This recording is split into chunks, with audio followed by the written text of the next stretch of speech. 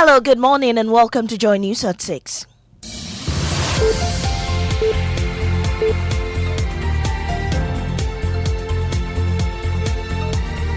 The news is live on Joy 99.7 FM and hits 103.9 FM in Accra.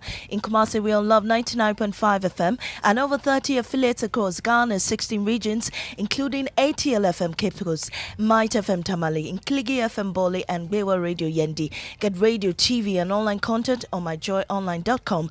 Coming up, majority in Parliament accuses minority leader of double standards over the controversial siren and speed limits. So he came to the chamber and confirmed that indeed he's been captured. That was only when they kind of resigned and gave in for the LI to be laid.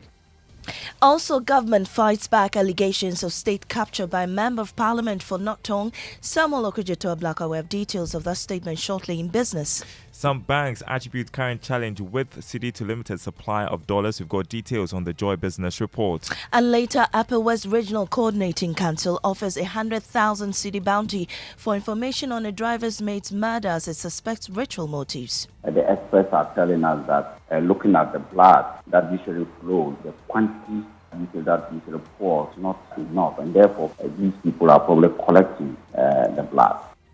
These and more with me, Mamiesi Nyamiche Thompson. Please stay.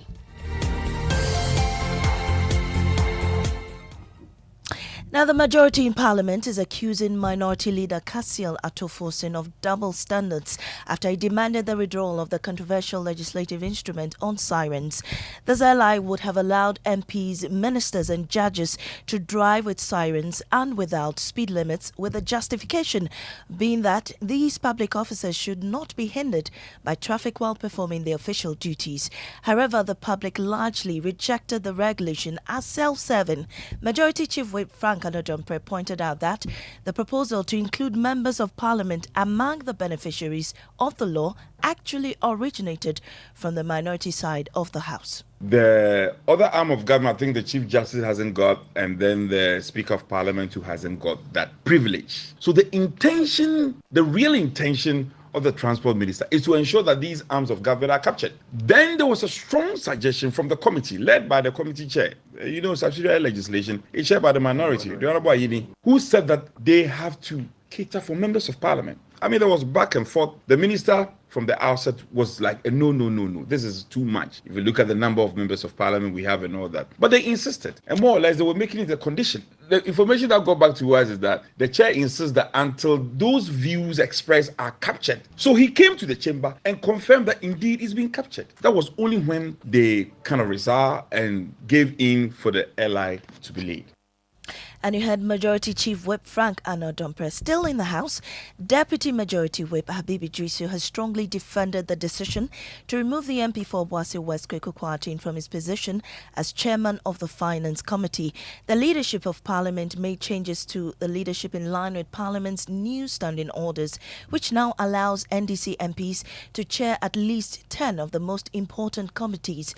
Parliamentary Affairs correspondent Kweku Asante has details on some of the new appointments. If you look at the Finance Committee, Patrick Boama, who used to be the Vice Chair, is now taking over from his boss, Kweku Kwarteng, who has now been removed as the Chairman of the Finance Committee. When you look at the Foreign Affairs Committee, Dr. Rashid Purple used to be the ranking member on the Lands and Natural Resources Committee. He is now the ranking member on Foreign Affairs, taking over from Samuel Okudzeto-Ablakwa, who has now been moved to chair the Government Assurances Committee. Well, the minority has, since the announcement of the removal of Kweku Kwarteng, criticized the majority, attributing the MP's opposition to the over 400 million tax waivers currently sitting in Parliament. But Deputy Majority Whip Habibi Drisu says the assertions are untrue. We needed him, the experience he has had as a Deputy Minister for Finance for 4 years, the experience he has had as the chairman, to blend it for us. He can handle issues that have to do with the economy. Mind you, when you look at the minority side, they always try to talk about the economy. We needed somebody who can be able to speak to us on that directive. Away from Parliament, government is fighting back allegations of state capture by North Tongue MP Samuel Okudzeto Ablakwa. Mr. Ablakwa accused government of selling state lands to its cronies, saying portions of the parks and gardens have been sold to a private developer. But in a press statement, the Minister of Lands and Natural Resources, Samuel Abuchinapo, has been offering some explanations. And my colleague Samuel Agbagba joins, Maxwell Agbagba, I beg your pardon, joins me in studio with details of that statement. Maxwell, what does it say? Well, it says it starts by giving the genesis of the process to sell the said land, which it said started in 2013. It concludes by saying, quote, "For the avoidance of doubt, the lease and or sale of the land at cantonment allocated to the Department of Parks and Gardens, the subject matter of the Member of Parliament's allegation commenced in the year 2012 and concluded in the year 2016 through a 50-year lease granted to Wuntrim Company Limited on 29th November 2016 and subsequently assigned to Danny Ike Real Estate Developers Company Limited. The allegations that the said land has been granted by the current administration to cronies in what has been described as state capture are therefore false." Unquote. Okay, so now we're also hearing about something about on lands belonging to the judicial service. Well, the statement says, quote, "For the avoidance of doubt, the lease and or sale of the land at cantonment allocated to the judicial service, the subject matter of the MP's allegation commenced in the year 2014 and concluded in the year 2015 through a 50-year lease granted to Frems Oil Company Limited on 13 July 2015. Okay, what about the prison service? It says, quote, "For the avoidance of doubt, the lease and or sale of the land at Roman Ridge allocated to the prison service, the subject matter of the MP's allegation was made in the year 2005 and certainly not under the current administration. For the avoidance of doubt, it says the land occupied by the Du Bois Center, the subject matter of the MP's allegations, has neither been sold nor leased to any private entity." Thank you, Maxwell Agbagba. Now, the Upper West Regional Coordinating Council has announced a 100,000 cedi reward for information leading to the arrest of those responsible for the murder of a driver's mate in Dobili in Wa. The middle-aged man was found gruesomely murdered behind a trailer truck, adding to the 17 mysterious killings recorded in the Wa municipal area over the past 3 years. Upper West Regional Minister Stephen Yakubu, speaking to Joy News on the AM show, revealed that preliminary investigations suggest ritual motives behind the recent killings. Well, it seems to us that it is now not the body part, but it's probably the human blood. Because the experts are telling us that looking at the blood that usually flows, the quantity that usually pours is not enough, and therefore these people are probably collecting the blood. So this is what the experts are telling us. Well, the minister has indicated that the Regional Coordinating Council will offer a 100,000 cedi reward to anyone who gives information on the perpetrators. People should just try to tell. We are wondering why people are not coming out. Maybe because of fear, maybe because we have even put 100,000 on anyone who can give us information that will lead to the arrest of some of these people. Now, Mawako Fast Food Management has rejected a court order to pay over 1 million Ghana cedis in damages for the 2022 food poisoning incident. The sum is part of the relief awarded to 3 plaintiffs who were siblings and victims of the June 2022 incident. Each plaintiff was awarded 345,000 Ghana cedis in general damages. Spokesperson for the food company, Mohammed Amin Lamte, tells Joy News they'll appeal the decision. Was quite a bit unfortunate. So Morocco Fast Food Limited, we vehemently disagree with this judgment. There's no factual or legal basis on the judgment, and we are still working around the clock. Our lawyer and his team are still scrutinizing it, and latest by Monday we should file whatever that happened at the appeals court. Away from that, the Obuasi Power Enclave, which produces 730 megawatts of power for the country and houses several strategic state installations, is under threat of being consumed by the sea. The Ghana Hydrological Authority has warned stating that the devastation will be catastrophic if immediate protective measures are not taken. Adobe Asari has more on this report read to you. The Ghana Hydrological Authority says it has now become urgent for the country to protect the threatened institutions or lose them. So along our coastal stretch, we have different or varying levels of vulnerability. They include the St. Augustine's College, the University of Cape Coast, the Cape Coast Nursing and Midwifery College. Also under threat is the Accra, Cape Coast and Cape Coast Takoradi stretch of the N1 highway. And that's how we end the bulletin here on Joy 99.7 FM. I am Amisi Nyamiche Thompson. There's more news on myjoyonline.com. Up next is Business on the Super Morning Show. Hey, we see you specking your car, taking that trip, chilling on the beach. Charlie, now we want to see this become your story. Simply use your ABSA card 10 times or more and you'll be entered into a monthly draw where you stand a chance to be among 5 lucky winners to take home 40,000 Ghana cedis. The more you use your card, the more entries you'll receive. Earn an extra entry by using the ABSA app or internet banking 5 times or more. No ABSA card? Don't worry. Visit the nearest branch for an ABSA account or card today and make winning part of your story. Promotion is between 1st July and 31st October. This promotion is regulated by the National Lottery Authority on the Caritas Lottery platform. Terms and conditions apply. Your story matters. ABSA.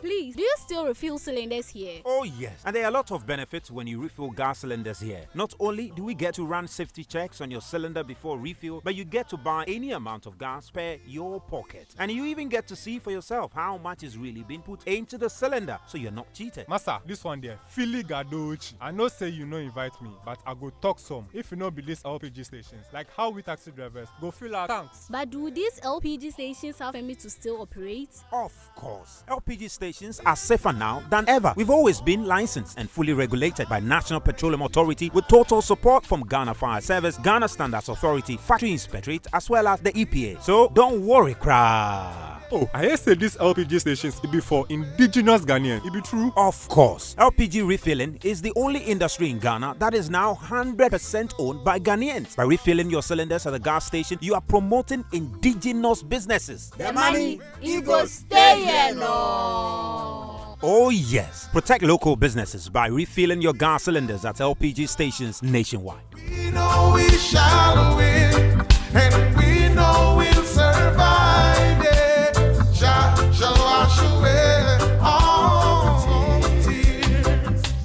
Oh, jump on now. Go, the go. Google me. At what time when you come back, we are not hear the sound of your car? Why you buy new car? No, I not change my car. It be the same ride. It be the fuel way I change. Way one shouts it. Ever since I started using the all-new Excellium Premium Fuel, fortified with 3-in-1 action. Oh, Joe, now my car they run like electric car. No, it's so. This is the type of fuel where they want to. Cause now engine they cost. Where they want for way if I buy it, it go protect my engine. And with the small way I buy, I go drive, sir. Absolutely. It's like strapping a turbocharger to your engine and giving it a protector. And what they bust my mind, Seth, be the 3-in-1 action, no? Excellium, they prevent up to 99% of deposit. It be anti-wear, some be anti-corrosion. Won't pay when I open them. Hey, so where can I find this magical fuel? Just head over to any Total Energy service station and your car will thank you. Hey, then make a finish Magobe fast, then rush go Total Energies. My friend, but why your hand the Magobe inside? I give you info. Make a fill the gobe too small. The go.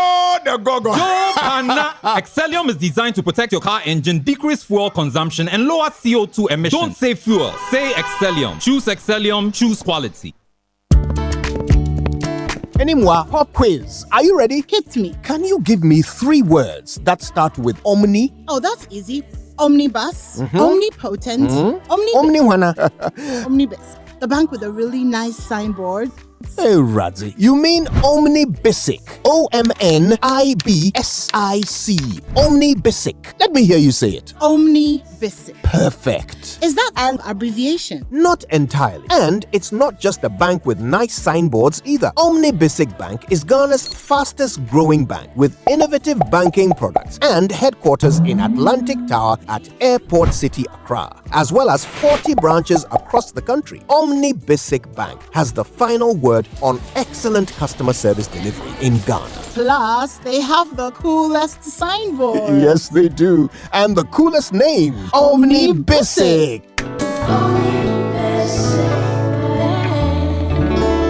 At your service.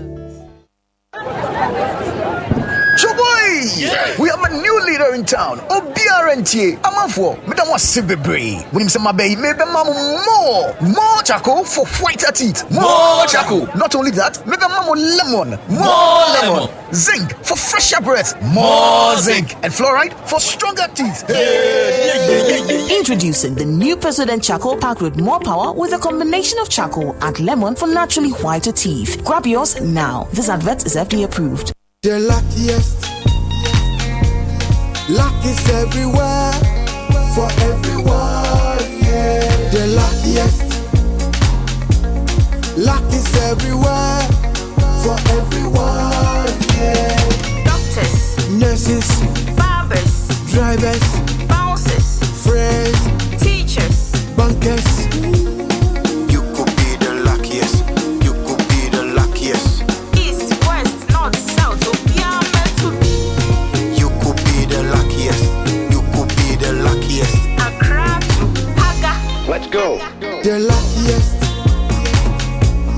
Luck is everywhere. For everyone. Yeah. The luckiest. Luck is everywhere. For everyone. Yeah. Doctors, nurses, barbers, drivers, bouncers, friends, teachers, bankers. The luckiest. You could be the luckiest. Right, so welcome back, and thank you very much for staying with us here on the Super Morning Show on Joy 99.7 FM. And the 6 a.m. news brought to us by Absa Bank Ghana Limited. Your story matters, and Total Energies Total, we go the extra mile for you. Coming up is the Joy Business Report with Daryl Kwao. Good morning, Daryl. Good morning. How are you doing? I'm fine. I am excited that, yesterday we talked about, the LI, how they wanted to, how they said that members of parliament and ministers of state and justices of the Supreme Court could have sirens fitted on their vehicles and also not adhere to speed limits. But finally, this was what transpired in parliament yesterday. Mr. Speaker, I write to move that the Road Traffic Amendment Regulation 2024, which was laid on the Friday, 14 June 2024, be withdrawn. So, yesterday in Parliament, the majority actually accused the minority that you were the ones who asked that we put this in there. And then last minute you say, oh, no. After the backlash, you made it look like you are not part of this. Well, I'm sure that for many Ghanaians, they know that this went through Parliament. And we've had some minority members of Parliament even defending it. Yeah. So it's a Parliament thing. Okay? Yeah. But I'm happy that they've decided to do the right thing. Yeah, it's good they listened. So let's work on the challenges, and so that we can all, be happy on the road. Exactly, and that's one of the things we have to do this morning: working on the challenges, because they're talking about traffic. Oh, I have to move from here. I have to move to that place. What is the problem? First of all, it will be important to have this conversation in a city like Accra, because the problem is in Accra and in Kumasi, but mostly in Accra. In a city like Accra, the traffic situation in Accra, and we all know it. Yeah. We tried the bus rapid transit, it didn't work. Time to give it a try again. Time to have people park their vehicles in the house. When you're driving to work, we see a lot of people driving alone. Driving alone. I drove to work alone. There are others who may be driving to work alone right now. Have we thought about that? So there are too many vehicles on our roads. How do we ensure that we're able to get people carpooling, as in, 3 or 4 people getting into one vehicle, coming to work? How do we ensure that buses, what will be the challenge? Some have suggested, maybe you find, you get these trotro drivers to become drivers of Ayalolo. What even led to the fate of Ayalolo? It's a conversation we must have. And our rail system, how do we, it's been years. Yeah. How do we improve the rail system to help in this situation, really? Daro, do you know Asoprochona? Yeah, I've heard Asoprochona. You've heard Asoprochona? Asoprochona is in Sakumono. Okay. Now, years ago, I used to join the train. Oh, yes. This was around 2012. I was 2013, 2014, 2015. It started again around 2018, 19. But yes, it started. But look, I used to join the train, and I was paying only 1 Ghana cedi. So when I joined the train, I used to work at Abelinkpe. So I'll join the train, get down at the then Word Miracle Church, now Perez, and exercise by walking to my office. Wow. Then, in the evening when I close, I also would exercise, walk there, and join the train. 1 cedi in, 1 cedi out. Yeah, I mean, something's got to work, and I think we should look at that as well. Yeah. We'll look at that, but also we'll look at a lot of these young people who are not in employment, education, nor training. We'll have that conversation also here on the Super Morning Show. Time now for the Joy Business Report, brought to us by Omni Basic Bank at your service. Darryl Kwao and the team are ready.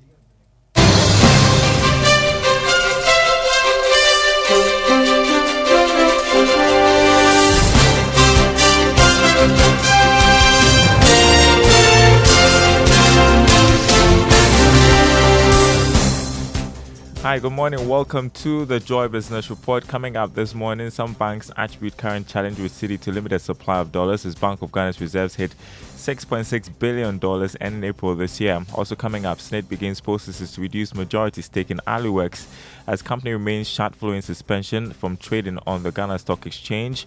And EcoBank emerges top bank in Ghana, accounting for highest industry deposits, loans and assets for last year. Details coming up.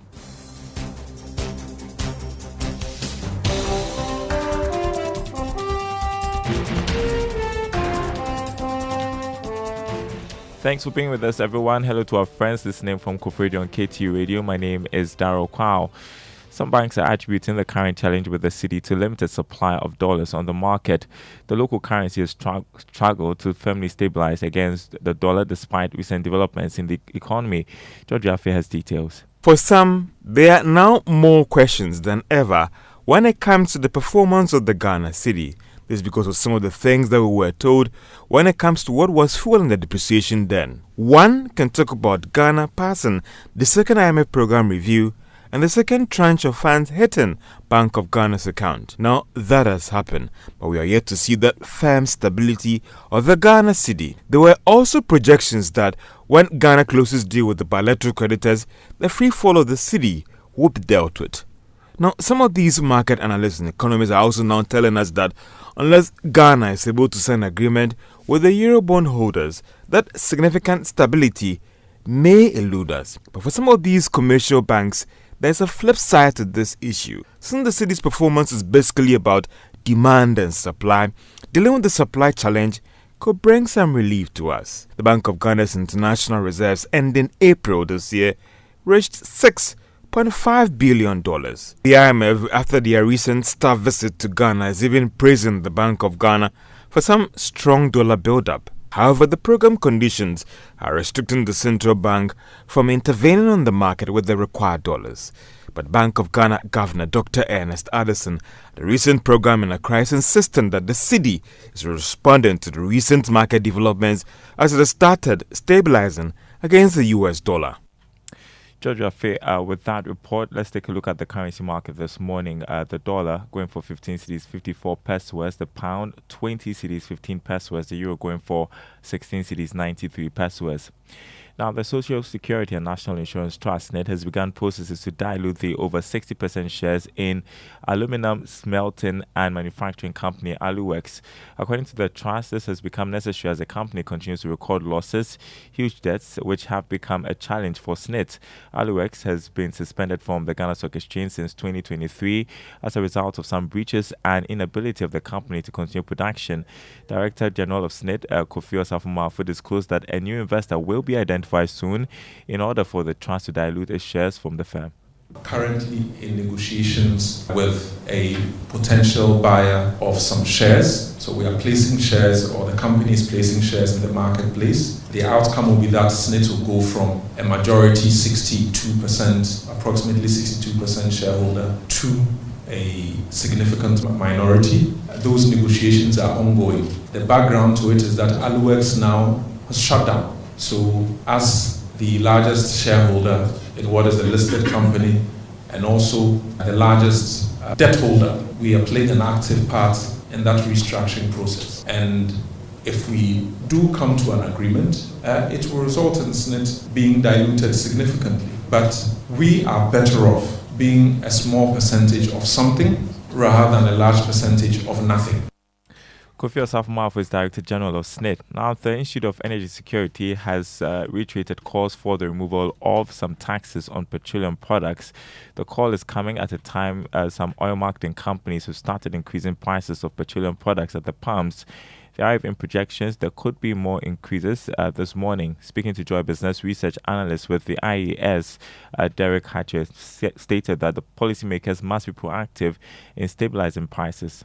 The price stabilization and recovery levy, as the name stated, is supposed to stabilize prices, but we are not seeing any stability of those prices at the pumps. The second one is a special petroleum tax. We are not seeing the relevance of it. It's not accounting for anything. As at the time that they introduced it, prices on the international market were quite low. Now the price on the international market is high. So the government more or less is enjoying from windfall prices. Bus needs to be efficient. Bus needs to be operational. We will continue to pay for bus margins. There's nothing about it that the consumers are getting benefits for. And so for these measures, definitely we can only appeal to policymakers and government to be more effective to ensure that these prices of the various pumps are a bit stabilized so that consumers can have some sort of respite.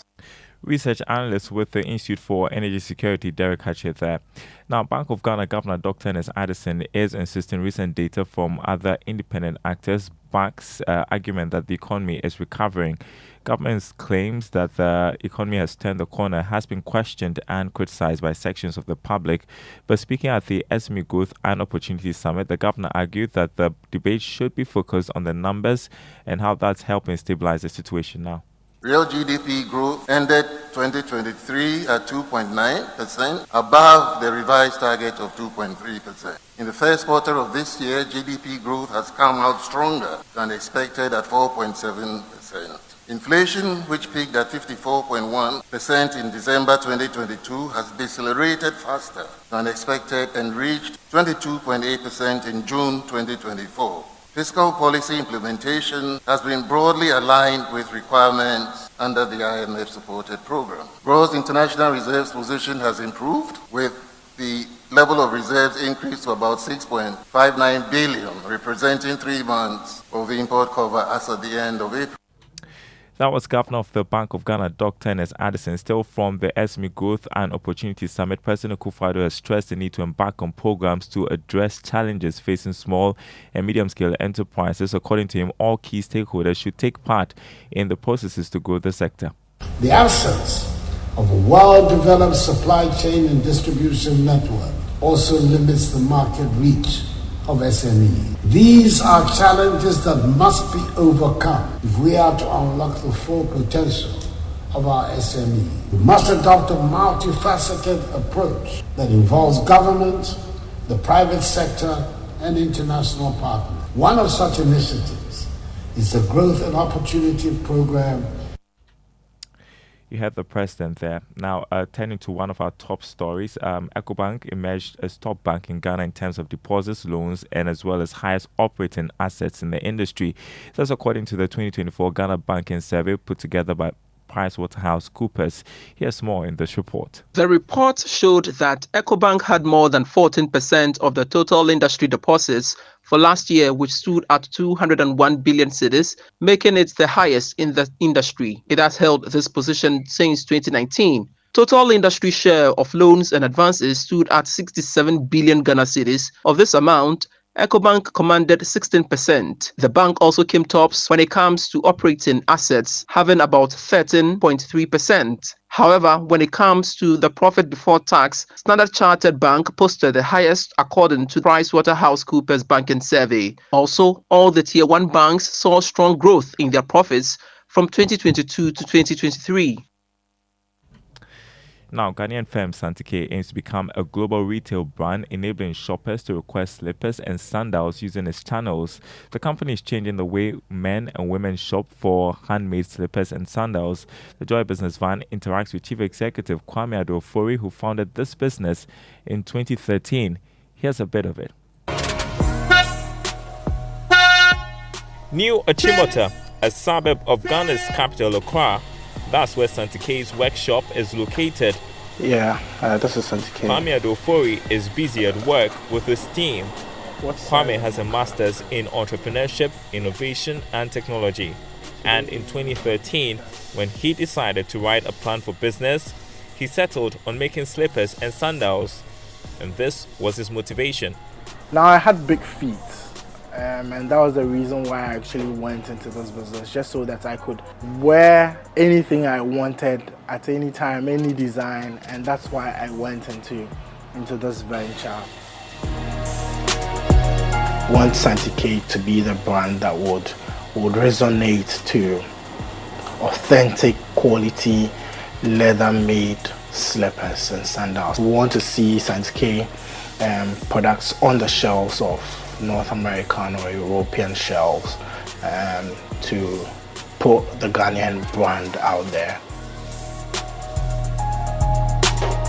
Full episode 1 p.m. right after the Joy Business Report, 5 p.m. on Business Live on the Joy News channel. Before we go, the commodity market update. Crude oil went down marginally, trading this morning at $83.62 a barrel. Gold going for $2,471.60 an ounce. Cocoa lost $751, is selling this morning at $7,844 a ton. More news on our website, myjoyonline.com/business. Thanks for listening, everyone. Winston is here with more of the Super Morning Show. He keeps looking at the screen. I know what you're looking at. Yes, for. and I can see you're trying to get me those. Oh, okay, there's a bit of a depreciation here. It moves to, it's now 15.54. Not 15. It was 52 pesos yesterday. So apparently there's limited supply of dollars on the market, according to some banks. Yeah. There's what? Limited supply of dollars. Oh, I thought the governor of the Bank of Ghana had indicated how the plans were working. Well, maybe not. Daryl, thank you very, very much for joining us with the Joy Business Report here on the Super Morning Show on Joy 99.7 FM. Time now for our inspirational song for today, and it's one by CeCe Winans as Holy Forever. Yeah. Yes. That's a favorite. Oh, that's your favorite? Yeah. Okay, so Jojo chose Song one of the for moment. you. All right, let's enjoy it.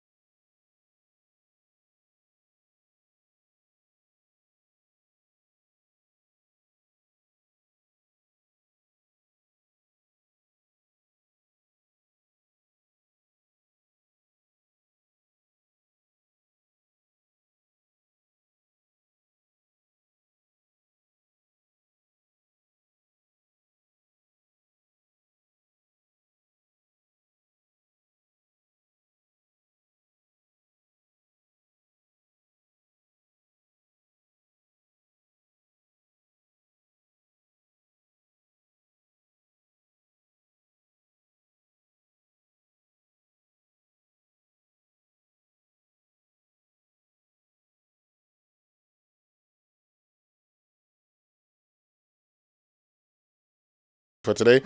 George Rafi, good morning. Good morning. Holy forever. You know? Yes, holy forever. Forever. The boys say they beg. The boys say they beg. Okay, all right, I'll stop it. So now that's vintage CC wine. You know, always refreshing. You know.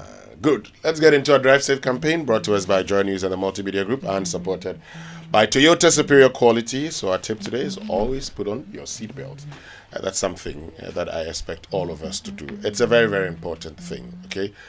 Always, please, make sure you're in your seatbelt. It's very, very important. Let's now learn how to say it right. It's brought to us by Kingdom Books at Kingdom. Quality and affordability are their hallmarks. And Societe Generale Bank Ghana, the future is you. Something must be done.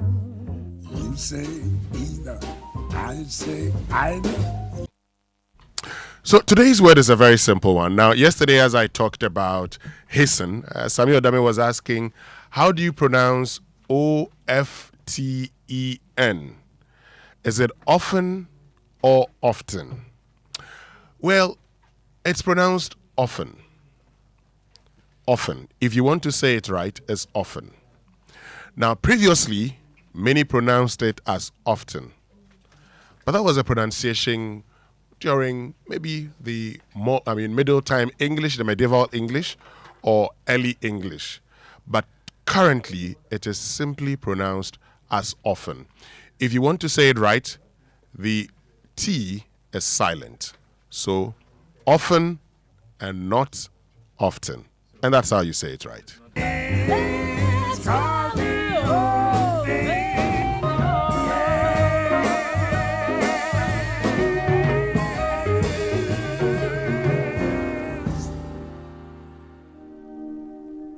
So that's how you say it, right? Georgie, as you want to ask? Is there a British and an American thing? Just to be educated, because I think I hear different pronunciation of both British and American often. Okay. But you see, because in the past it was pronounced often. Some people still go with often. Okay. But if you want to go according to what we term as RP, that's a received pronunciation. Okay, received pronunciation, as designed by Daniel Jones, which you can say is the BBC standard of English. It's often, not often. See, and those who say often may probably want to remind you that they are aware of how it used to be pronounced, because and the other challenge that sometimes people say, oh, oft times. Oft times, as in oftentimes, oft times, but that in itself is archaic, but people still use it, and so would want to go into it that way. Comes here, then he often comes. No. Good morning, Elton John Brobby. Elton Brobby. Good morning, Winston. Why are you taking away the John? No, I'm taking away the John. He's trying to deceive us, but don't mind him. Sometimes you just remind people how they used to be called and how they prefer to be called today. Okay. In the past you say Amwa Winston Kofi or Winston Kofi Amwa. Okay. I don't remember the last time I mentioned my name as Winston Kofi Amwa. It's been Winston Amwa. It's simple. As you grow, you try to. Yes, you try to. When you take hold of yourself. No, make your name very simple. Anyway, let's get into the newspaper review brought to us by Access Bank. Access Bank, more than banking. Well, let's start with the Finder, and it has one of the lead stories. 8.2 billion SME fund unveiled as the largest investment in the sector in recent times. World Bank praises Bank of Ghana's independence and successful policy reforms, and also had another story. Sea erosion threatens a 530 megawatt power plant and other crucial investment, according to Dr. Kisi. Another lead story, Ablakwa's NDC sold parks and gardens land, judges' lands, and other state lands. That's according to the Minister Samuel Abujanapo. And also, Ghana pushes for sustainable finance and housing. That is according to the Minister of Works and Housing, Kujopon Nkrumah, and the Managing Director of Shelter Afrique, who is in town. And then Daily Guide lead story, NDC MPs fight over lithium committee. And also, Nana launches a $8.1 billion SME Go program. Well, cities actually. Yeah. Cities, yeah. Yeah, man 27 rapes woman 62, and also Bawumia appointed Man 26. Man 27 rapes woman 62. That's the lead story on the Daily Guide. You want to get details of that story by grabbing the paper. Also, IGP Parliament pledged to commitment to democracy, and these are the lead stories on the Daily Guide. And you want details on the lithium issue or on the 8.2 both, billion? First on the 8.1 billion cedis SME Growth and Opportunity Program. Yeah. So what we understand is that there's several institutions that have come together to pool funding to support small businesses. Some seed capital will be given to you if you're identified or be able to go through the vetting to start or support your business. They will also provide some technical assistance as well to these SMEs. They could be getting as much as 300,000 Ghana cedis if you are selected as a beneficiary. And World Bank is on board, African Development Bank is on board, and then other development partners. Locally, I think a development bank is on board, CBG, and also the Ghana Enterprises Agency. All these agencies are coming on board. And government claims that it is the biggest intervention to support small businesses. My concern is that at least it should go to those who actually need the support, and ensure that not those who are connected and those who will be able to circumvent the process and all the rest. Yeah, I am. You know my challenge. Yeah, I don't get too excited whenever I hear government making available funding. So, which institution is going to be distributing these funds? Yeah. I think that some of the partner banks that are on board are going to help do that as well. Yeah. Good. I prefer banks distributing and not say the Ghana Enterprises Agency. But over the years, the agency, per documents, they've been able to show us how they've handled previous funds from KFW and the World Bank. And George, as well. You see, one of our problems in this country is that today, we're talking about how this is unprecedented. But I don't think according to government. Yes, according to government. I don't think about it as being unprecedented. I want to come back later and look at how it impacted businesses and the economy. We live in a country where we talk about the effort instead of the outcome. So in Ghana consistently, we have made the most investment in this sector. It is not we have transformed this sector, but we made the most investment because we put money in. But you are putting money in for a certain outcome. Where is that outcome? Okay, so here, I expect banks to be the ones. So you submit your business plan, and then the banks would look at it. Yeah. And then based on what you need. But even before this, did government do? What sort of analysis did government do? Yeah. And how did they come by how much these SMEs would need? Yeah. What sort of expertise are lacking within the SMEs? Yeah. All of these things. And look, it is expected that every MMDA should be doing analysis of the needs, the business needs of its district. In what you probably may term as a business retention and expansion program, where you look at areas of red flags, things that are inimical to the growth of businesses, and you look at how you can solve them. These are things that the assemblies should be championing. Unfortunately, we will start from the top, but we say the whole essence of decentralization is informational advantage. Because you're closer to the people, you know what their problems are and better understand those problems, and you're better placed to solve those problems. True. I remember the other time I had an interview with the CEO of the Ghana Enterprises Agency, and she explained that after working on several funds to support these small businesses, she realized that the major problem these SMEs are facing is not just about, it's not really funding, but more of the technical assistance to stay in business. So funding, so I asked her the question whether from work that she's done over the years, is it funding or something else? It's rather the technical support for them to continue to stay in business. You can give the person the money, but how do you put in place the structures to ensure that that money is invested well, is turned around, and all those things? So sometimes it's not just about dishing out the handouts to these small businesses, but also the technical support to these entrepreneurs so that they can outlive that 5-year challenge or 10-year challenge where a lot of them go bust after 5 years Look, when in operation? Let me just make this point finally before Elton comes in. I mean, I have a small pig farm. You're an entrepreneur. Oh no, small pig farm. And you know, do you need funding? Do you need money? We'll talk about that later. So we can apply for the 8.2. Months ago, you know, we had this feed formula that you had to buy a lot of things. Then somebody was actually experimenting with other feed, and then came back and said, you know what, we can just do this and that. That actually reduced even the cost of feed by some 30%. By just saying, let's do this, it's reduced your feed by some 30%. And that becomes savings for you. Right. So all you needed was someone saying, I've done this research, and this is how you can go about it. Anyway, let's get to Elton.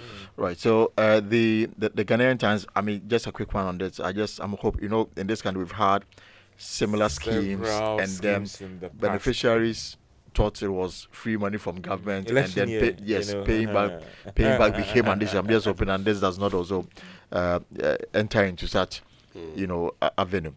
But the Ghanaian Times, again, there is the Volta Lake level at the Konsombo Dam, so it's gone up. And remember that there's a discussion to spill. Currently, as we speak, it is higher than it was last year, as of today. So, 264.65. Last year, 265.58. So there's a change in the water level at the Konsombo Dam. And I mean, we've said it before. We would not, VRA should not actually cause the kind of havoc it caused last year. Of course. And so this year, it's good they're actually engaging the people early. They have also indicated that the levels following spillage, because they'll be spilling probably earlier than they did last year. And so it is not going to impact the people like it did last year, as in the volumes would not be as it was. The volumes of spillage would not be as it was last year because of the late decision in spilling. So they should make sure that people don't lose their properties, because even as we speak, some people are still not back to their homes.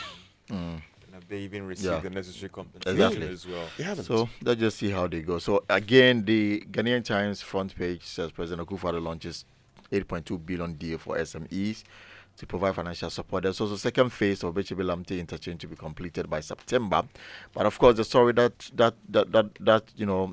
became the news yesterday was these exceptions and exemptions that members of parliament were seeking to get themselves in. So local government minister withdraws controversial road traffic LI. And the story is on page 4 of the Ghanaian Times. And the minister was not in parliament. So the local government minister did that on his behalf. And he cited the reason behind it was the fact that after further consultation, government decided to take away the LI. In fact, the LI was expected to mature on Friday and then would have become law. But we've been doing some digging on it, and it's very interesting how members of parliament, ministers, and some judges smuggle themselves onto the original paper. So, Winston, for example, we do understand that when the minister presented the document to the committee at the pre-laying level, only 7 categories of vehicles were allowed to have sirens. But the language in this document, as you have it, became a bit loose and had to undergo some cleaning. Now, the draft amendment submitted to the parliamentary committee after the pre-laying, which retained the 7 and only sought to tighten the loose drafting in the existing law. And then finally, when after back and forth and then the laying was done, some changes had been done, approved by the parliamentary committee. That's the subsidiary legislation laid before parliament, and then the matter had different, category of people admitted into it. Anyway, it's been taken out after the anger that greeted the whole matter. But it also brings to the fore the sincerity of members of parliament when it comes to some of these matters. It looks like for a certain category of MPs, when the matter becomes a public discussion, and there's public anger against it, some will take advantage of it and then hide behind it. But I mean, from the genesis of this matter up to when it was laid, and then to the extent that the speaker even denied knowledge of it, even there is record to prove that he was in the chair and even announced the laying. And then at the University of Ghana yesterday, the speaker said that he was unaware that such a thing had taken place, even though the record showed that he was actually in the chair. Was it about the he presided it. Or it just the whole thing? So I also found that thing very interesting. The point is that it was late. Whatever was late contained everything. Okay. And then the speaker was the presiding officer that day, and he admitted the laying. And even spoke to it. And yesterday at the University of Ghana, he denied knowledge of it. The NDC issued a statement. Their own chairman was the one who presided over the subsidiary legislation committee and then supervised the amendments that actually saw the laying of the bill on the floor. And now we are having people say that I'm not aware, I'm not part, withdraw it. What kind of insincerity is this? Well, I mean, you would expect that if you believe in something, you own up to it. Yeah. But of course, there are people also. The other side of the story is that you probably may have thought you were right. But today, realizing that the public is unhappy with you, and if you are in politics today, the last thing you want to do is to get on the wrong side of the public because people are angry. And so what I saw, happening was that the minority, realizing that the people were angry, wanted to be on the side of the people. So they quickly issued a statement. I can understand that because it was, a consensus sort of thing, you probably would have wanted to see in the statement that even though we all agreed based on, but, they talk about because of the public backlash. So they make a reference to the backlash and say, due to the backlash, let us withdraw it. Now, that can be interpreted to mean that they actually were in support of it, which is the case. Of course. Because you heard Governs Kwame Agboja during the laying on the 14th of June that, the chairman tells him that the concerns they had been addressed. What were these concerns? Were the concerns that members of parliament have a similar thing? Yes, maybe, I do not know. But for me, the most important thing is that today, the conversation we're having is that it's been withdrawn. And this is what our members of parliament should know. Read the room. Anyway, let's get to the online news review. It's brought to us by Zenith Bank, in your best interest, and Goal Good Energy Goal, Yanara. So Good Energy has hit the road with exciting choices to energize your vehicle. It's giving you more options to take you further. Watch this space for your choice, Goal, Yanara. But experience an unforgettable summer escape with your Zenith Visa card. Elton, where would you want to go to? You want to be at the Olympic Games in Paris? Yeah, absolutely. Why not? Why not? Okay, so spend a minimum of 3,000 Ghana cedis in at least 5 transactions and win an all-expense-paid trip to the Olympic Games in Paris. Make this summer extraordinary with your Zenith Visa card. Use your Zenith Visa card for all your payments and enjoy the Olympic Games in Paris. For more details, visit zenithbank.com.gh. Terms and conditions apply. Zenith Bank, in your best interest. Now, myjoyonline.com this morning says it's time to exercise fear of imaginary betrayal by dual citizens, and that's according to Professor Kweku Asari Atachia. Patrick Boama, others changed in parliamentary committees shake-up. We'll talk about that also. But time now for the BBC News, brought to us by Fidelity Bank. Believe with us, and Old Mutual, 10 years of greatness in Ghana, here for a lifetime. For decades, we have helped businesses connect with their trade partners all over the globe. From Ghana to Burkina Faso, Côte d'Ivoire, Benin, Togo, Senegal, China, Morocco, France, Netherlands, and many other countries. We have made it possible to bring Ghana to the world. We have brought small and medium businesses closer to their customers across the regions in Ghana with our SME support facilities. We have brought relief and smiles to the faces of families with our employee personal loans. With our cutting-edge technology and digital support, we take the burden of complex thinking off you, making life simple.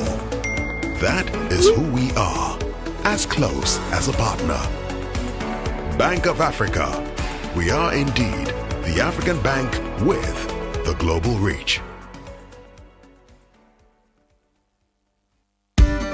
Good energy hits the road with exciting choices to energize your ride, giving you more options to take you further. Watch this space for your choice. Goil, yeah. Are you looking for a perfect place to bring joy and excitement to your child's life? Welcome to Kidsville.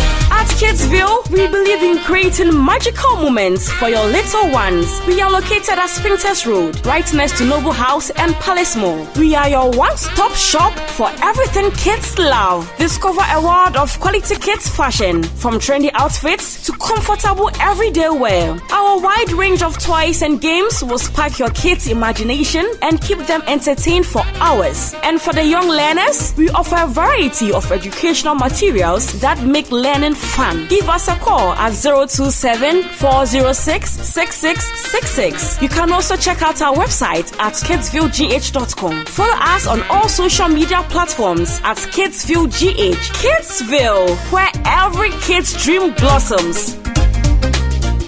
Say donut, donut, donut, donut. Hey, donut, donut, donut, donut. Donut, donut. Then come cut up donut.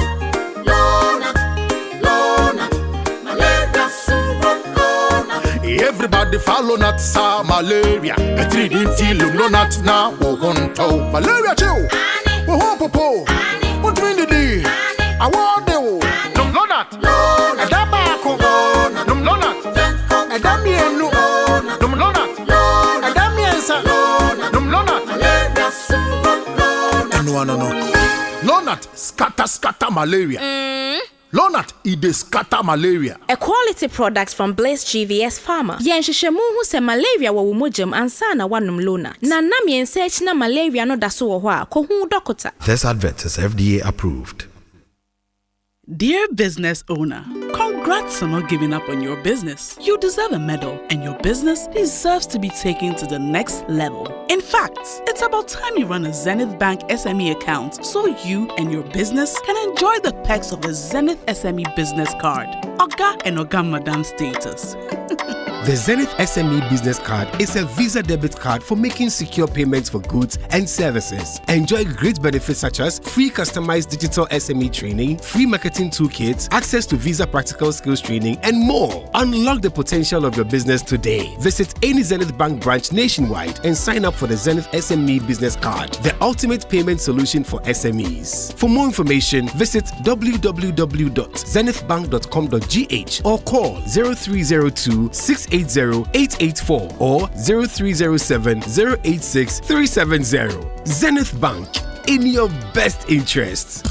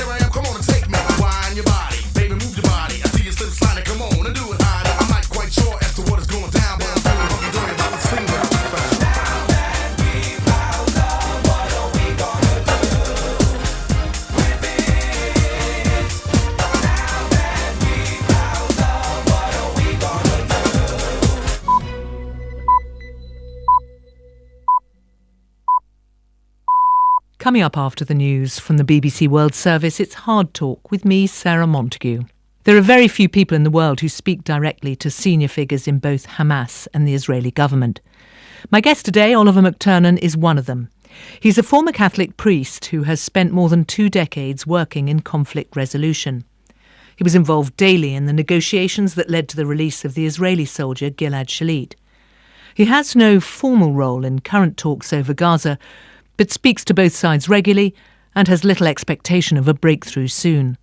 Given the history of this conflict, how can he hold any hope that it will ever be resolved? to do the work I'm doing, Sarah, you have to be optimistic by nature. So I always live with hope, but you have to tailor that to the real circumstances. And frankly, I can't see a breakthrough immediately. That's Oliver McTurnan on Hard Talk after the news. Hello, I'm Emily Thomas with the BBC News. Republicans have put on a display of party unity on the second night of their convention in the US city of Milwaukee. Their candidate for November's presidential election, Donald Trump, was present to hear former rivals, including Nikki Haley and Ron DeSantis, praise him as the man who could bring Americans together. The BBC's Katrina Perry is in Milwaukee. Lots of chanting, lots of singing.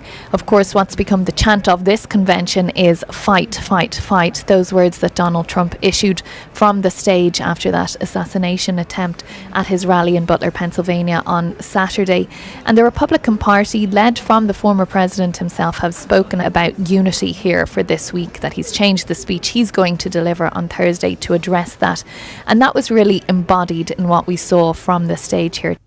All attacked President Biden, with interventions showing little of the civility that's been called for following the attempted assassination of Mr. Trump. US media is reporting that President Biden is considering backing a host of reforms to the US Supreme Court, including ending lifetime appointments. They were raised in a call with fellow Democrats over the weekend. Mr. Biden has previously been reluctant to make changes to the court, and any such move would be very difficult to pass in a divided Congress. The White House has refused to comment on the reports. The court, 3 of whose members were appointed by Donald Trump, has issued a series of rulings against the Biden administration. Students protesting in Bangladesh over a controversial quota system for government jobs have vowed to continue their demonstrations until they receive an apology for comments made by the Prime Minister, Sheikh Hasina. She used a derogatory term implying they were collaborators. The government says her comments were misinterpreted. Here's one of the protesters at Dhaka University. We have come here for study, not for the gunfight. The still protest is going on. There's so many people already killed in roads. This is the highest level of atrocity. We are literally very much afraid of our future, that what's going to be take place in upcoming days. Police in Thailand say that 6 Vietnamese nationals who were found dead in a luxury hotel suite in Bangkok on Tuesday were probably poisoned by tea laced with cyanide in a suspected murder-suicide case. Here's Nick Marsh. The dead were 3 women and 3 men who were all Vietnamese. Thai police now suspect that one of those who died had also poisoned the others. Officers told a news conference that cyanide was discovered in their blood and in teacups from which the victims had drunk. Investigators said that food that had been delivered to the room was untouched. The motive isn't clear, but police said that 2 of the 6 had loaned a substantial amount of money to another of the deceased for investment purposes. BBC News. The international president of the medical aid agency Médecins Sans Frontières has appealed to other charities to return to Sudan to help meet the overwhelming needs of its citizens. Dr. Christos Christou said MSF was talking to both of the warring parties to try to secure greater access to the millions of Sudanese in desperate need of aid after 15 months of war. King Charles will outline the new Labour government's legislative plans today when he presides over the state opening of Parliament in London. The King's speech is expected to announce more than 35 new laws, including ones focused on the economy and border security. The Prime Minister, Keir Starmer, says he wants to lay the foundations of real change. Events are taking place today to mark the 10th anniversary of the MH17 disaster that saw a Malaysian Airlines flight shot down over eastern Ukraine, killing all 298 people on board. The aircraft was en route from Amsterdam to Kuala Lumpur when it was struck by a Russian-made missile over separatist-held pro-Russian territory. At a memorial service for Australian victims in Canberra, the Foreign Minister, Penny Wong, vowed to hold Russia to account. The findings of this same court unequivocally and conclusively establish Russia's responsibility for the downing of MH17. So while we are appalled that Russia has withdrawn from the action Australia and the Netherlands initiated in the International Civil Aviation Organisation, the case will continue. The mayor of Paris, Anne Hidalgo, is due to go for a swim in the River Seine this morning in a bid to show that the water is clean enough for the upcoming Olympic Games. In recent weeks, several tests have revealed abnormally high levels of bacteria in the river, raising concerns about the swimming events that are set to take place. The arrival of summer weather has resulted in better water quality readings. World News from the BBC. Do you want a healthy smile? Are missing teeth affecting your confidence? Dental implants could be the solution. Hi, I'm Tanya from Bethel Dental Clinic, Ghana, and I'm here to tell you about the amazing benefits of dental implants. If you're missing teeth or struggling with uncomfortable dentures, dental implants could be the solution you've been looking for. Implants are a special metal screw placed in the jawbone where the tooth or teeth used to be. After a while, this screw or implant fuses seamlessly with the jawbone, providing stability and durability. Dental implants look, feel, and function just like the natural teeth, giving you freedom to eat, speak, and laugh without worry. Bethel Dental Clinic, the smile starts here. Healthy smile.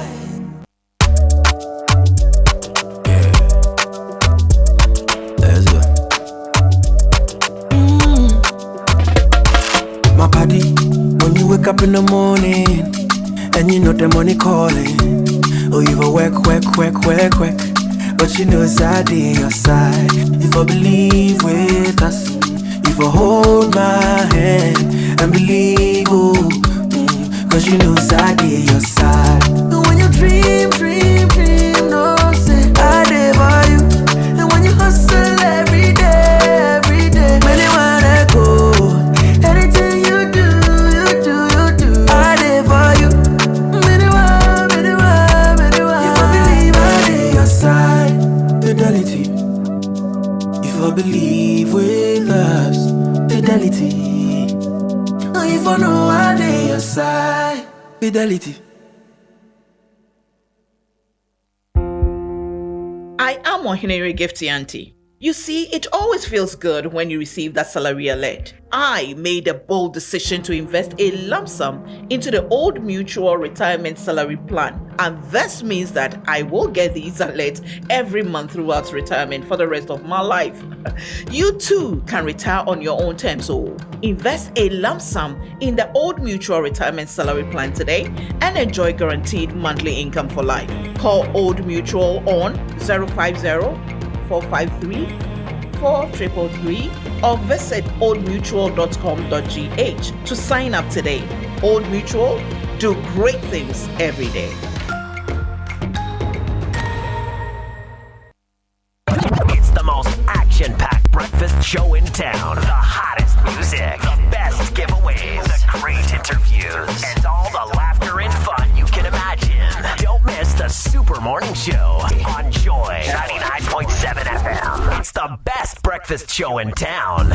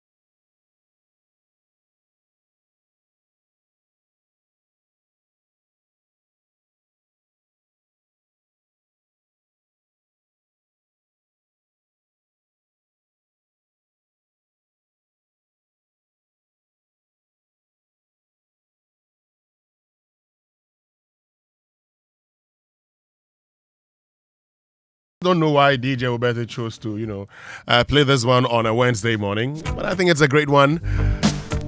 Still live right here on the Super Morning Show on Joy 99.7 FM. Lots of issues up for discussion this morning here on the Super Morning Show, and I know there are many of you who are concerned and excited about this. Mr. Speaker, I write to move that the Road Traffic Amendment Regulation 2024, which was laid on the Friday, 14 June 2024, be withdrawn. Well, but earlier the Speaker of Parliament denied knowledge of any ally. There is nothing like that before Parliament. That's Speaker of Parliament Alban Sumana Kingsford Bagbing.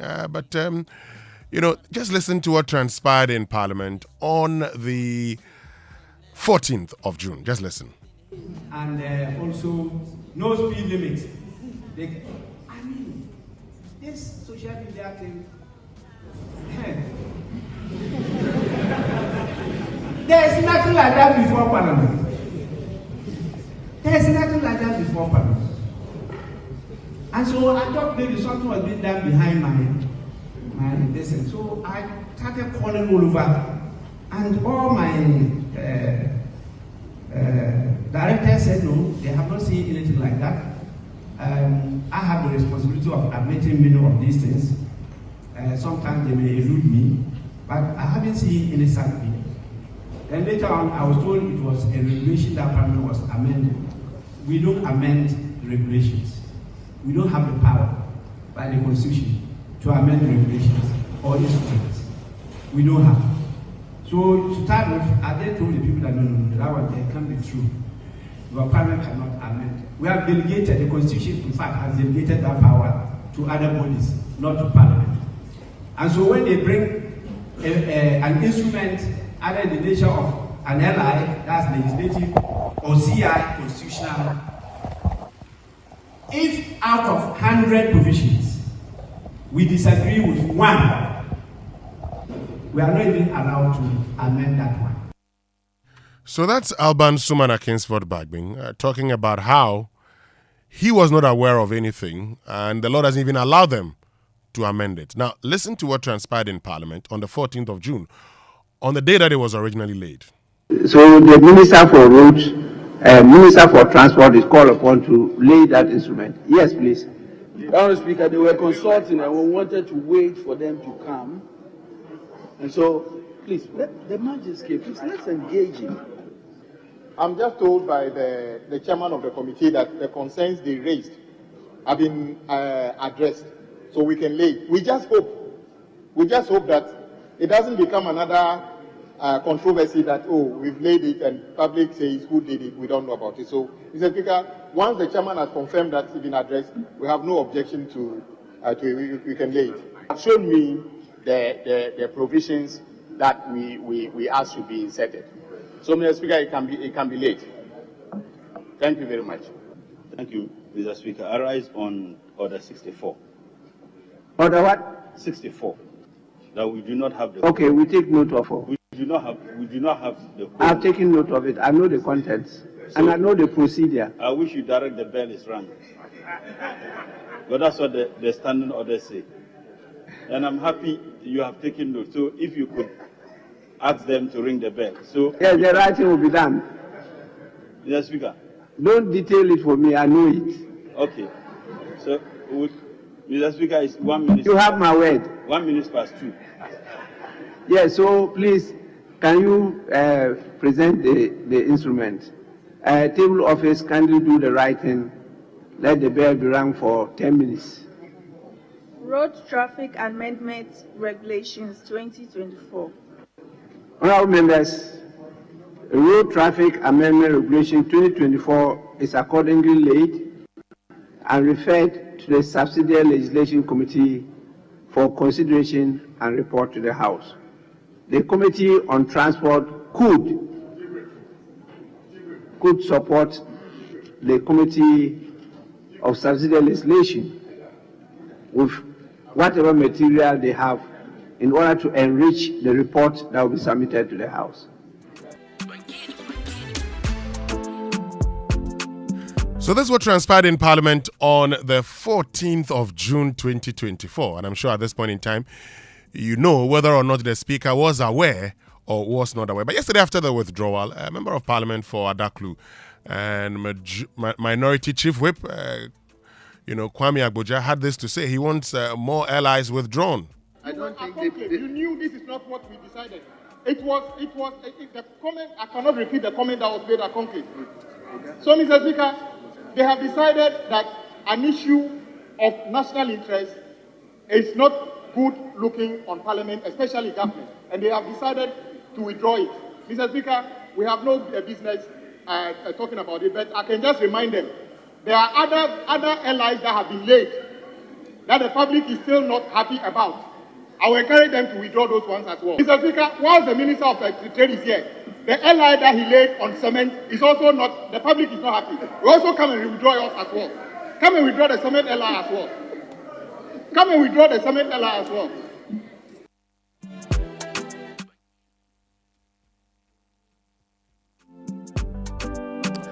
That's Governors Kwame Agboja asking for the withdrawal of other allies. One on cement regulation. Interesting times ahead, isn't it? Anyway, this morning also we have a conversation because we need to understand how some 1.9 million Ghanaians, almost 2 million of our youthful population, they are not working.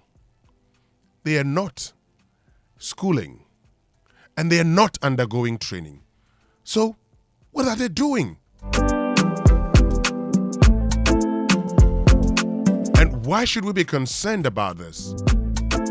Stay with us because the Ghana Statistical Service will be joining us here on the Super Morning Show to actually break it down, to find out what it is that we are not doing and what must be done in ensuring that we are able to deal with this. 2 million, not in employment, education, nor training.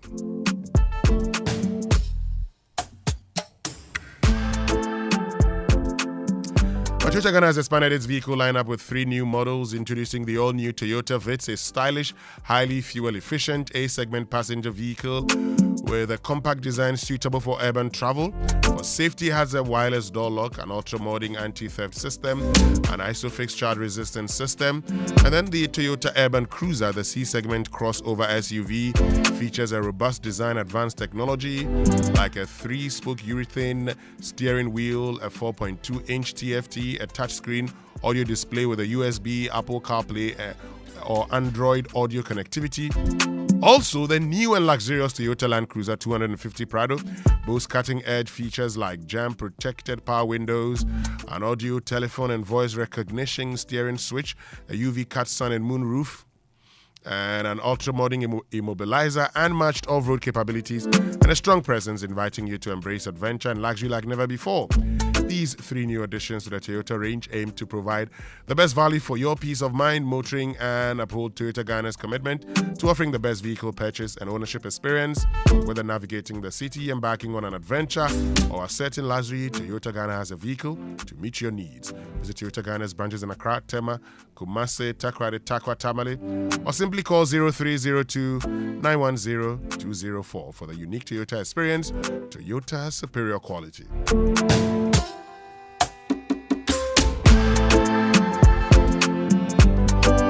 Access Bank says let them help you check your dream locations off your bucket list. Make your travel dreams a reality with Access Bank. Our aviation and hospitality desk is designed with you in mind. Let's help you book and pay for your ticket and secure travel insurance. Whether it's a tropical escape or a visit to family, Access Bank has you covered. Avoid the hassle. Book your next flight with Emirates, South African Airways, Air Peace, or Africa World Airlines through Access Bank. And your 55 branch network gives you convenience, easy payments, and security. Visit their website, ghana.accessbankplc.com, or call their toll-free number 0800 00 4400 for more information and assistance. Access Bank, more than banking.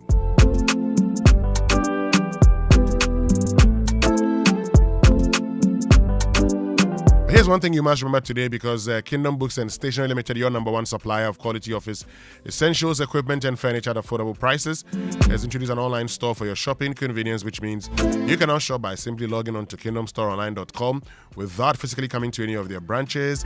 It is hassle-free and they will arrange delivery to your home and office within a reasonable time, offering free delivery within Accra and Tema. And they accept payment via Momo across all networks. Terms and conditions have applied.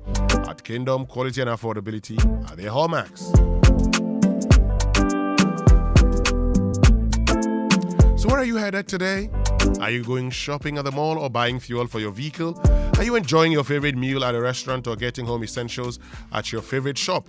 Or you're shopping online for the things that you need? Wherever you go, whatever you're doing, do it with an SG Visa card. The SG Visa card is your best option to make payments for goods and services online or anywhere with a point of sales machine. Enjoy a world of amazing opportunities available with the SG Visa card. Go about your business anywhere in Ghana with the comfort and security of your money available to you always. Make your life easy and use your SG Ghana Visa card today. To find out more, call 0302-214-314. SG Ghana, the future is you.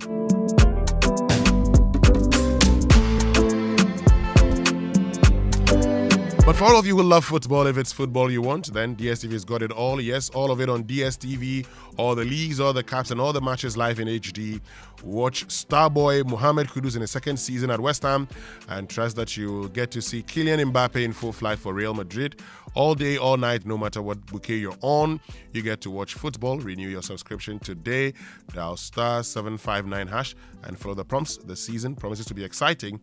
DSTV, your home of entertainment.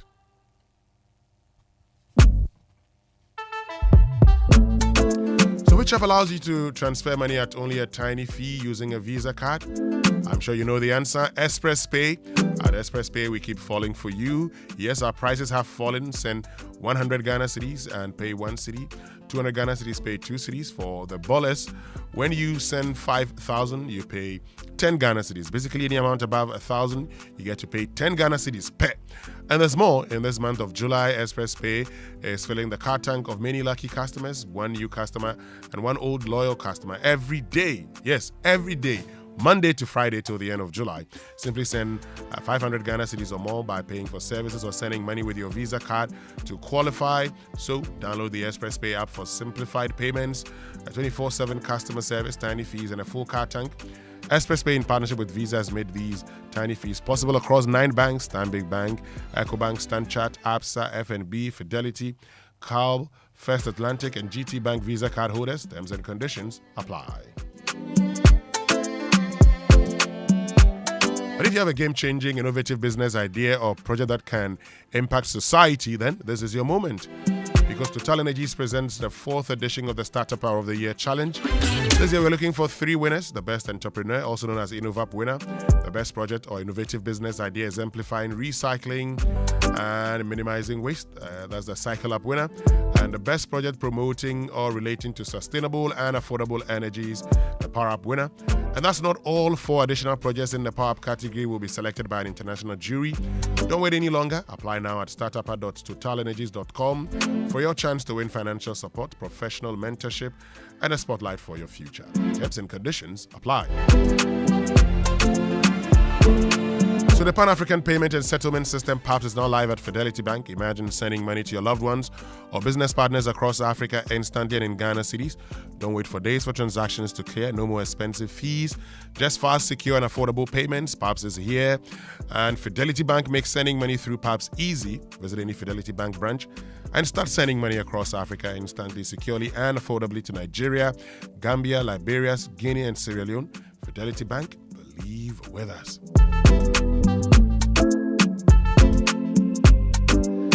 Stay with us, your birthday messages and sports after these messages. We'll be right back.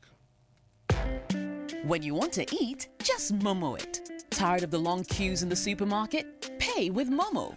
When you really want that beautiful new blouse, just Momo it. When you want to get a trim and get fresh to impress you know who, just Momo it. When you need to pay your utility bills and domestic staff, Shani Momo. When you want to send love to the family back home, send some Momo. Join the millions of MTN Momo users all over Ghana and live life the brighter way. So just Momo it. MTN. Imagine a world where your home or business is powered by the sun's boundless energy. Picture your rooftop transformed into a solar sanctuary, radiating with eco-friendly vibes and city-saving brilliance. Well, dream no more. With Standard Chartered's renewable energy loans, you can turn this dream into a dazzling reality. And guess what? Our renewable energy loans come at very low rates. That's right, we are not just offering loans, we are offering the keys to your solar-powered kingdom. Say goodbye to high electricity bills and step into a new world where every watt generated is a step towards a brighter, more sustainable future. So if you're ready to take control of your energy destiny and switch to solar today, give us a shout on any of the following phone lines: 050-153-5789, 050-153-5790, 0244-674154. Let's chart a course for a brighter tomorrow and make your solar dreams shine brighter than ever before. Standard Chartered, here for good. And where do you think you're going? To train in the garden. With my broom? Mom, it's a javelin. Oh, really? And that plate? That's not a plate, it's a discus, Mom. We are training to become winners. Well, you know you need lots of energy to become winners. So you both better start your day with Twisco before you go anywhere. Besides its great chocolatey taste, Twisco is enriched with Enerfort, a blend of energy-boosting vitamins and minerals for little winners. Thanks, Mom. Got to keep my little winners in shape. Twisco, power your dreams. This advert is FDA approved.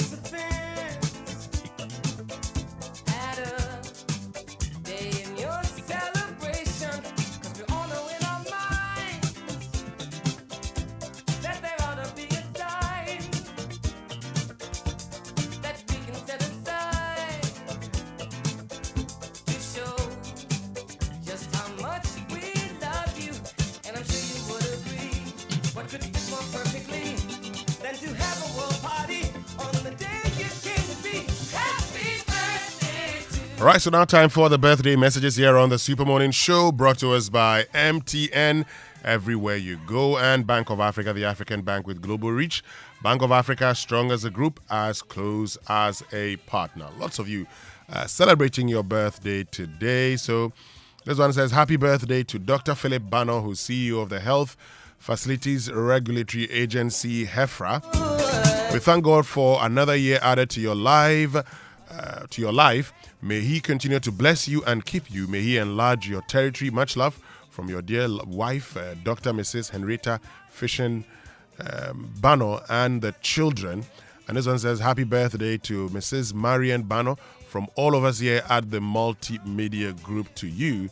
And also happy birthday to Her Excellency Professor Margaret Ivy Amwakohene Jan, member of the Council of State and lecturer at the University of Ghana School of Communication Studies. From all your children who say they love you. And this one says, a belated happy birthday wish to Jasmine Amanda Lamte. You are loved, kid sis, with love from Anisha. And happy birthday to Letitia Araba Hayford. May the lines fall for you in pleasant places always. And may the oil of grace never run dry in your life. With love from your best friend Anisha. And a happy birthday to Honorable Richard Keynes Atiku, who's Council of State member for OT Region, CEO of Lemla Group of Companies, and the CEO of Legon Cities, from his staff, OT Region, and all well wishers. This one says, God has been faithful and shown us a lot of mercy throughout our 20 years of marriage. 20 gun salute to my wife, Abna Dentra Ntu Afum, for being an amazing wife and friend for 2 decades. Super happy anniversary to us from Super in Chadu. And happy 60th birthday to Mike Edudomfe, AB146 Aketeche Global President. Is from your family and the entire Aketeche community to you. And finally, happy birthday to Mamiesi Bagona, who is Senior Manager at Ernst & Young Chartered Accountants. Okay, so happy birthday to all of you. And a happy 60th birthday to Mike Edudomfe, AB146. And another one. Another one for him. Okay. Another one for him. Yo. This one is a special request. Yo, go ahead. So happy birthday to him. From who? What is your problem? Thank you, Tahiru. What is your problem? Anyway, it's a special one. This one says, happy birthday to lawyer Naomi Onuma. Happy birthday to you. Her late entry says, happy birthday to dedicated servant leader Bafo Kwesi Entry Otri. For who's what? Akwansret Hine of Achim Abuakwa Division and personal assistant to Professor Kwame Jan. So he's the Akwansret Hine of Achim Abuakwa Division and personal assistant to Professor Kwame Jan. May this special day bring you joy, wisdom, and prosperity. Your contributions to community are truly valued. May this new year of life bring you continued success and blessings. Okay, I think we're done now and can get into the sports center because Tahiru Fentio is already seated, brought to us by MTN.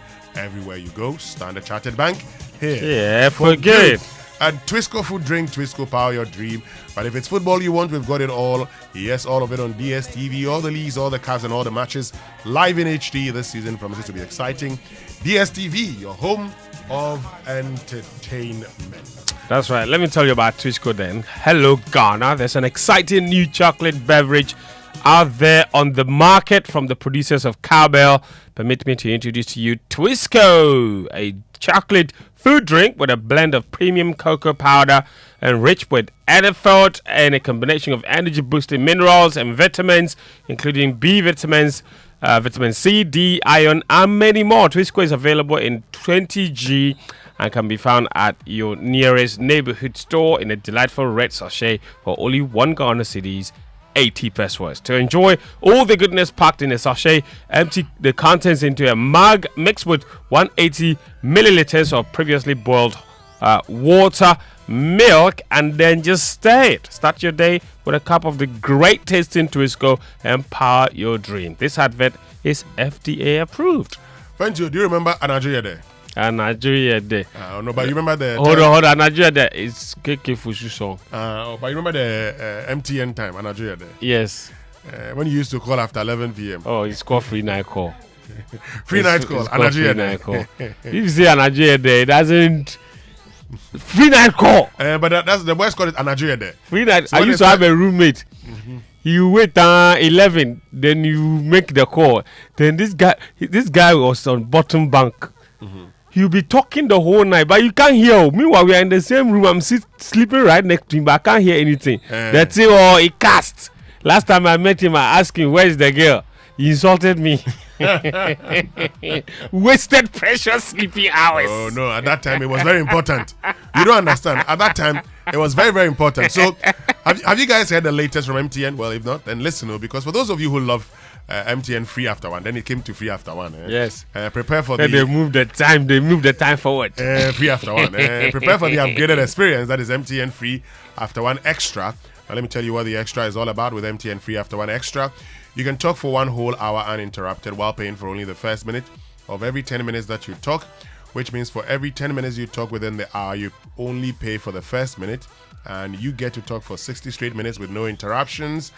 You like what you hear? Well, as if that's not enough, you also get 70 megabytes of data for free after your first call. So you see, now is the time to talk extra with all the people that you love. To subscribe to MTN Free After One Extra today, just dial *550#.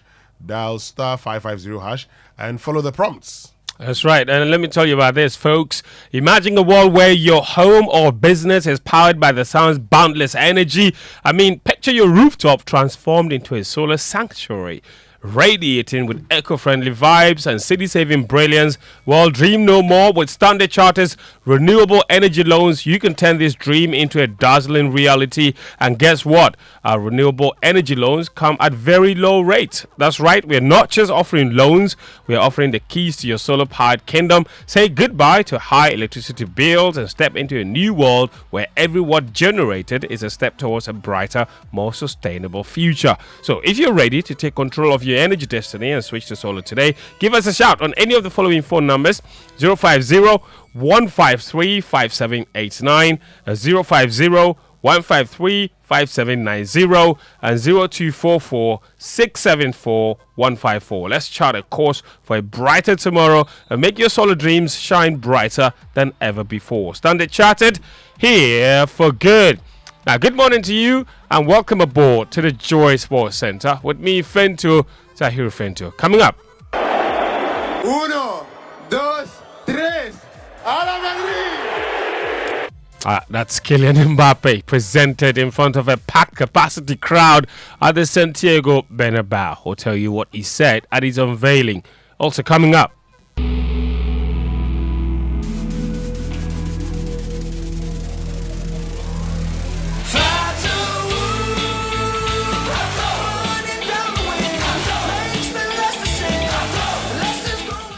That's Fatau. Leicester City, they also confirmed the permanent signing of Abdul Fattah Issahaku in grand style with a music video and what have you, all the sorts. We'll tell you more about that a little later. Also, Gary Southgate has walked away as England manager. All of that coming up. But let's begin with athletics. And Joy Sports has obtained an official response from the camp of Team Ghana regarding reports that the athletes are demanding the payment of bonuses ahead of the start of the Paris Olympic Games. An athlete who spoke to Graphic Sports on condition of anonymity on Monday was reported to have said they want their bonuses paid for medal-winning performances at the African Games and the African Athletic Championships in Douala. But media attaché for Team Ghana at the Olympic Games, Benjamin Willie Graham, he says the athletes are very surprised at the reports. The team in Strasbourg has not made any demand for any bonus or allowance through to their captain, the CDM, or the president of the Ghana Olympic Committee. There has never been any communication to that effect. Now, issues about their per diem, since we started the pre-games straight to the games village, that has been settled.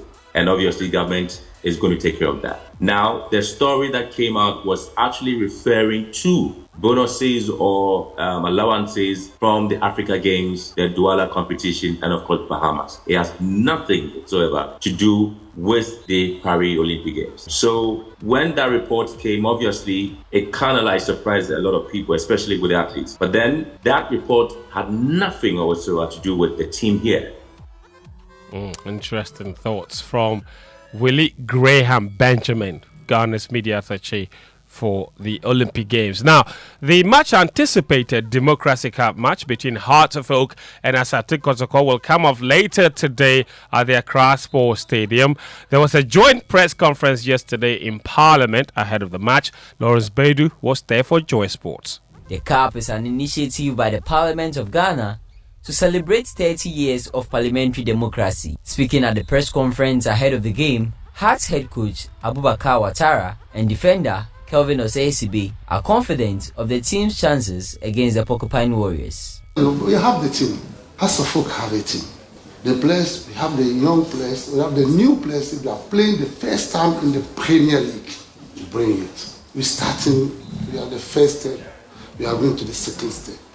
So open tema really confidence with our boys.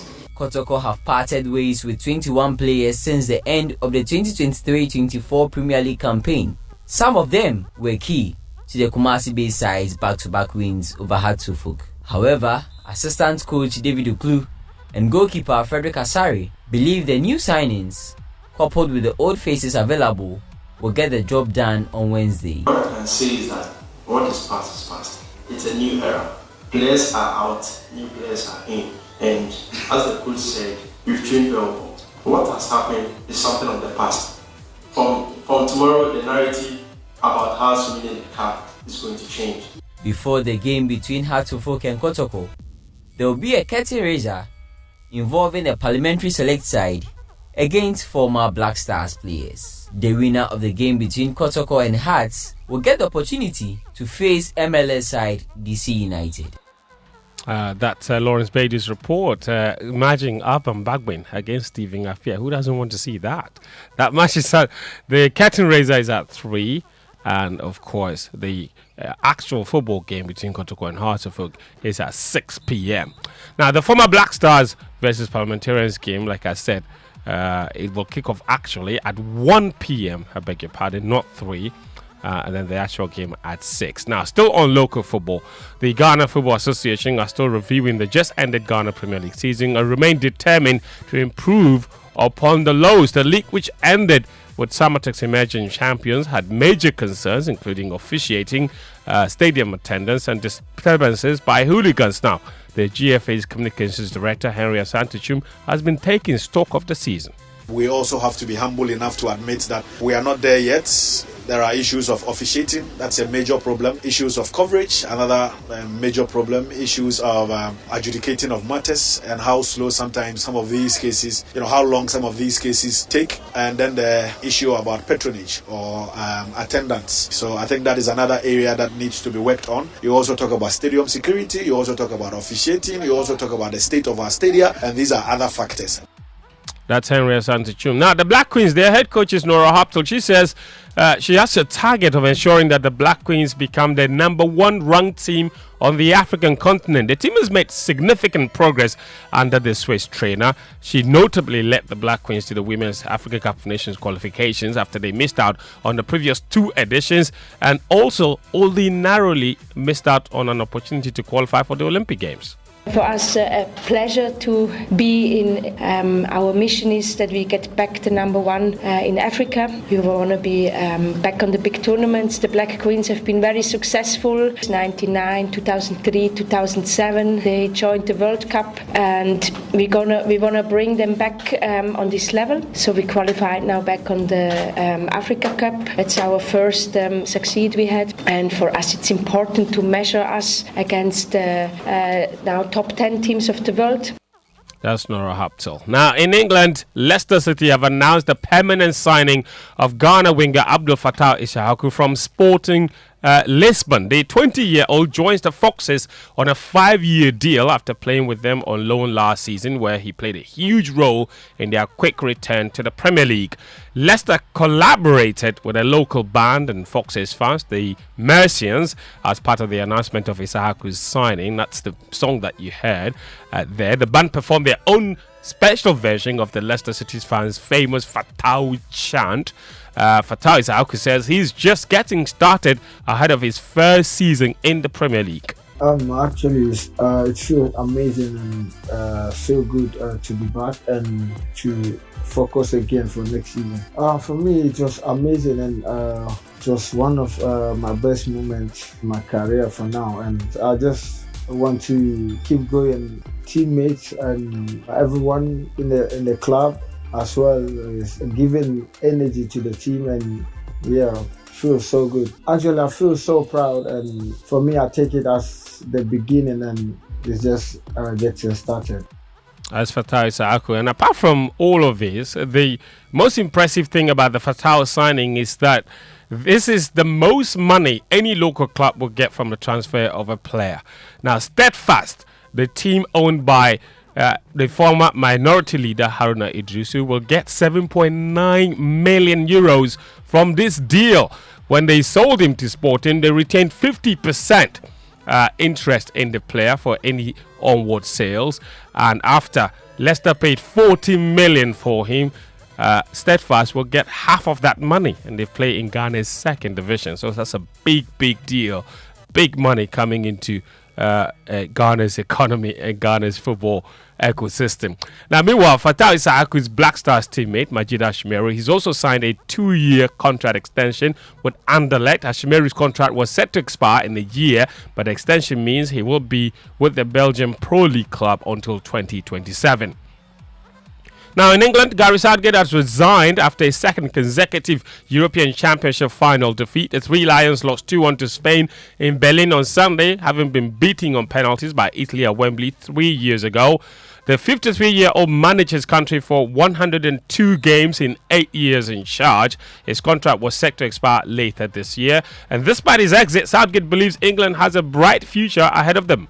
I think England are in a really good position in terms of the experiences they've got now, the age of the squad. Most of this squad are going to be around not only for the World Cup but the next Euros as well. So there's a lot to look forward to, but that's not at this moment that's not any consolation here. Yeah, Gary Southgate. So now, who takes charge of England? Kave Sohoko has more. Yes, England will appoint the best person for the job. The next England manager does not have to be somebody English. The FA are going to carry out a thorough recruitment process, and the focus of that recruitment process will be getting the best person for the job. They will just focus who is the best person for the job. If that person gets through the recruitment process, then they will be the next England manager. Now, there's also a fixed deadline for this appointment. The FA would like this new manager to be in place within 2 months. So that is because England's next game is at the beginning of September, I think. Nations League campaign starts. That's the Sky Sports chief reporter, Kave Sohoko. And before we go, Kylian Mbappe was presented as a Real Madrid player yesterday in front of tens of thousands of fans at the Santiago Bernabeu. And he vowed to give everything for the La Liga champions. The 25-year-old Frenchman signed a 5-year contract with Madrid after leaving Paris Saint-Germain. And the French Football Federation says they're filing a legal complaint over racist and discriminatory remarks by Argentine players in a post-match chant about France's team after the Copa America final. A video posted on Instagram by Argentina midfielder Enzo Fernandez and widely viewed on X showed Argentina players singing about French players with African heritage. Fernandez later apologized for singing the song featured in the video, but his club Chelsea say they are also investigating it. And Enzo Fernandez's own teammates, including Wesley Fofana, have unfollowed him on Instagram, and some of them have taken to social media to criticize their teammates. So it's getting murky at Chelsea Football Club. That's all the sports this morning. What did they say in that song? You want the actual chant? Let me translate the chant. If it's not racist, you can.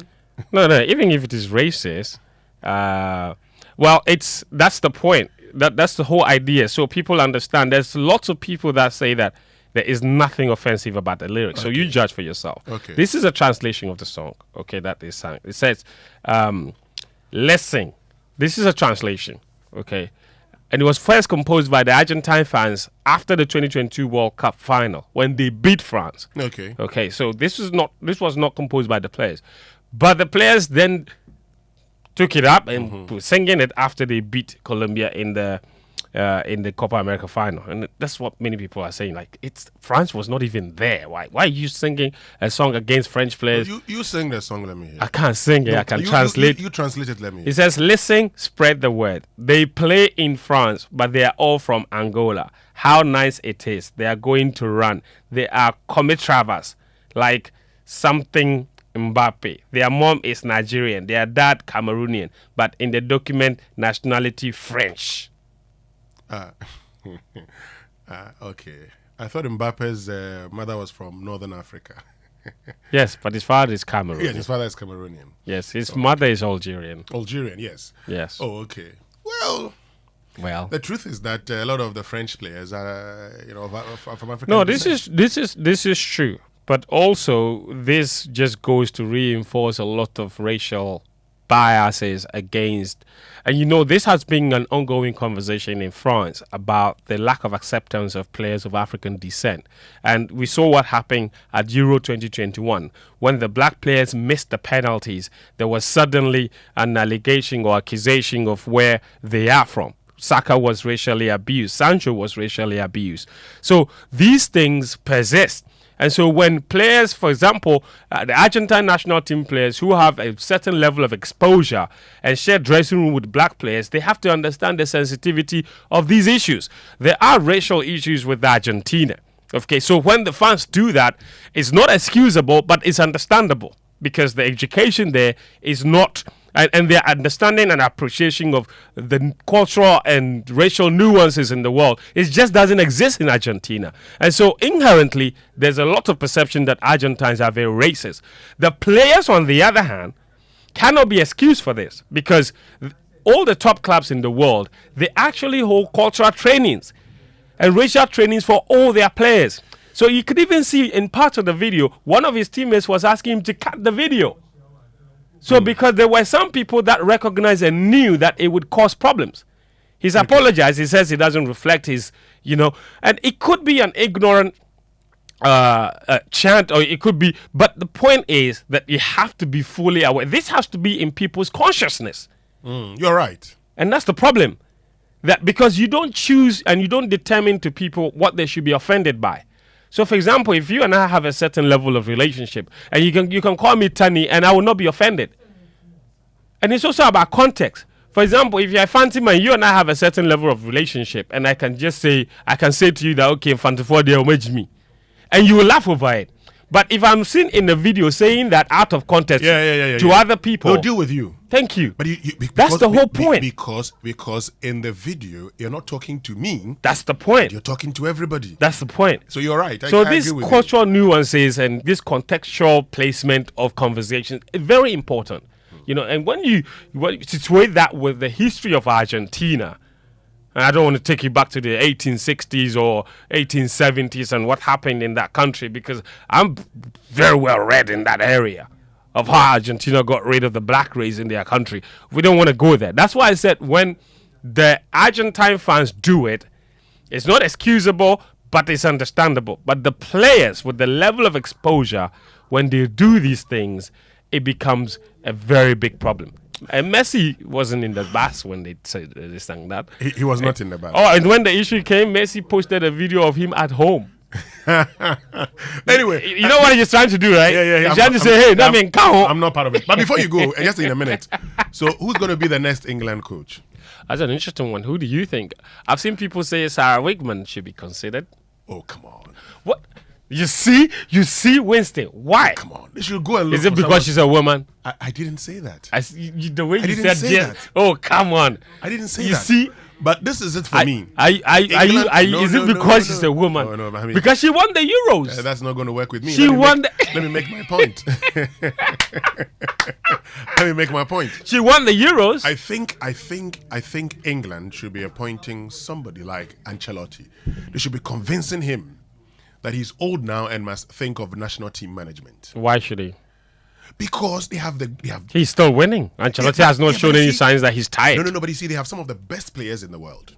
They do. England, they do. Yes. And they have, one of the worst coaches in the world. Who is that? Gary Southgate. I don't think he was that bad. One of them.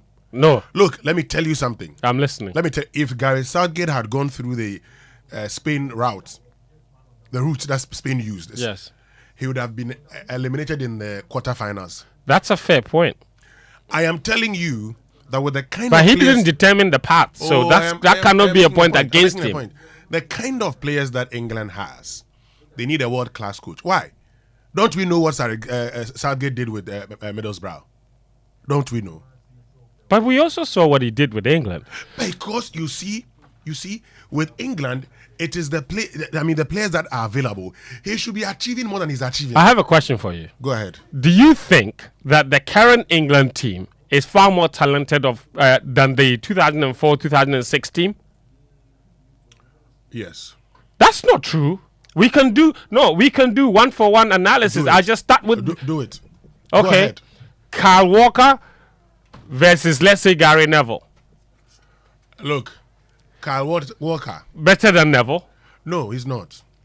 Is it because you're a United fan? I think objectively, Kyle Walker is actually better than Gary Neville. He's not. But let's go to centre-back. Mm-hmm. You have John Terry and Rio Ferdinand against John Stones and McGahey. Wait. Let me go for big stories. Stay here. Don't go.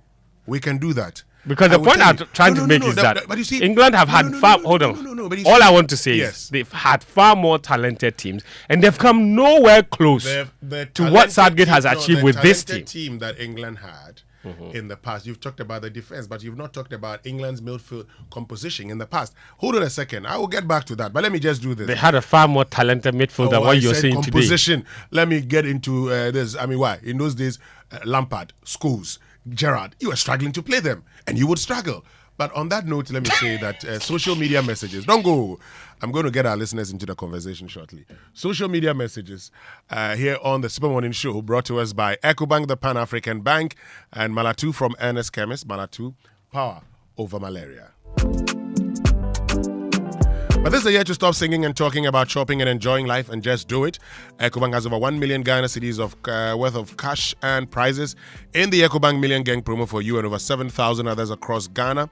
Winners will be rewarded bi-weekly and you can be one of them, winning up to 10,000 Ghana cedis. There will also be 3 monthly draws and all you have to do is to deposit cash in multiples of 500 Ghana cedis into your EcoBank account at your nearest branch, EcoBank Express Point, or via EcoBank Mobile to stand a chance of winning. Other prizes include fuel vouchers, shopping vouchers, airtime, and many more. Promo runs from now till the end of July 2024. It's your time to chop life. Remember, every 500 Ghana cedis deposit earns you an entry into the EcoBank Million Gang draw. EcoBank, a better way to enjoy life, a better way, a better Africa. EcoBank is the Pan-African Bank. And this is what we want to hear from you. Tell us, first of all, what your thoughts are about the withdrawal of the LI that sought to, allow members of parliament, ministers, and justices of the Supreme Court to have sirens fitted on their vehicles and not adhere to speed limits.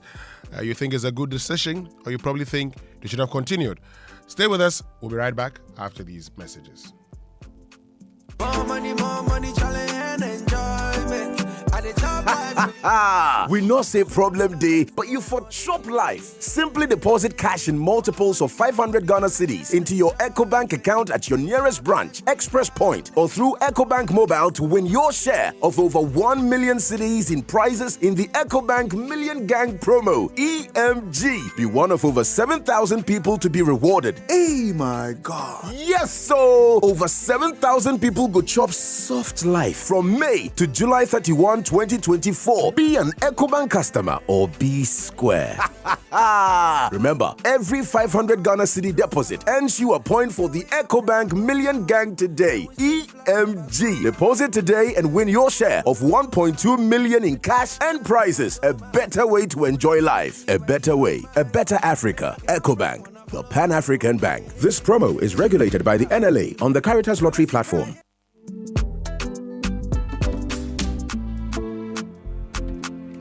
Right, so welcome back and thank you very much for staying with us here on the Super Morning Show on Joy 99.7 FM and on Big Stories this morning, brought to us by Telecel, connecting Energy's latest foam, your partner for life, and Lancaster University, Ghana, the only British university campus in West Africa.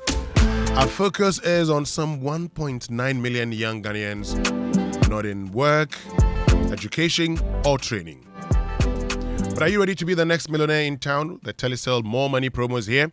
1 million Ghana cedis grand prize is up for grabs, and it could be you. Yes, you. Simply reload your mobile using your Telecel cash wallet and be part of the daily and weekly draws where you could win up to 30,000 Ghana cedis every week. Purchase data or airtime using your Telecel cash wallet and double your chances making payments onto your fixed broadband.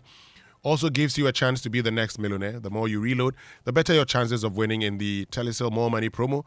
To opt in for free, dial *500# or send WIN to 500 or visit the Telecel Play app. This promo is regulated by the National Lottery Authority on the Caritas Lottery platform. Terms and conditions apply. Telecel, connecting energies.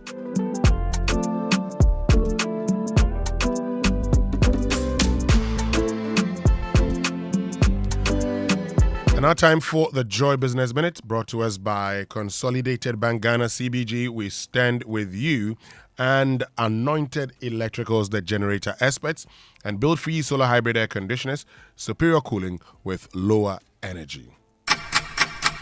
Hello, welcome to the Joy Business Minute, brought to you by Consolidated Bank Ghana. We stand with you, Anointed Electricals, the generator experts, and build free solar hybrid air conditioners, superior cooling with lower energy.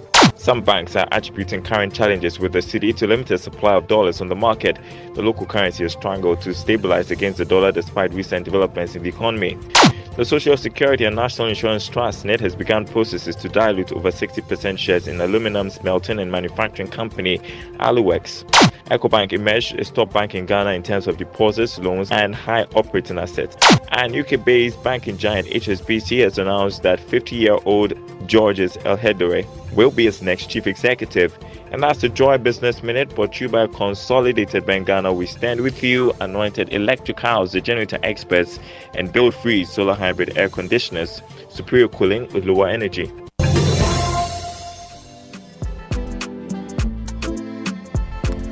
And Anointed Engineering Services Limited is into the sale of ultra-silent generators from 5 kVA to 2,500 kVA, and they undertake maintenance and repairs of all kinds of diesel generators. They also stock genuine spare parts of all kinds for various generators and do generator rentals. And they have branches nationwide. You can locate their latest branch in Amrahia Frames Oil on the main Adenta Dodowa Road, East Legon, Lagos Avenue, opposite Turmeric Hotel, and Tema General Hospital Road, Community 9, just after the overhead, and Kaswa off the Wager Kaswa Road near Simaf Cement Depot, and at Odoko, where they have their head office, number 77, Anointed House of the Odoko Malam Road. Call them 0243 480334.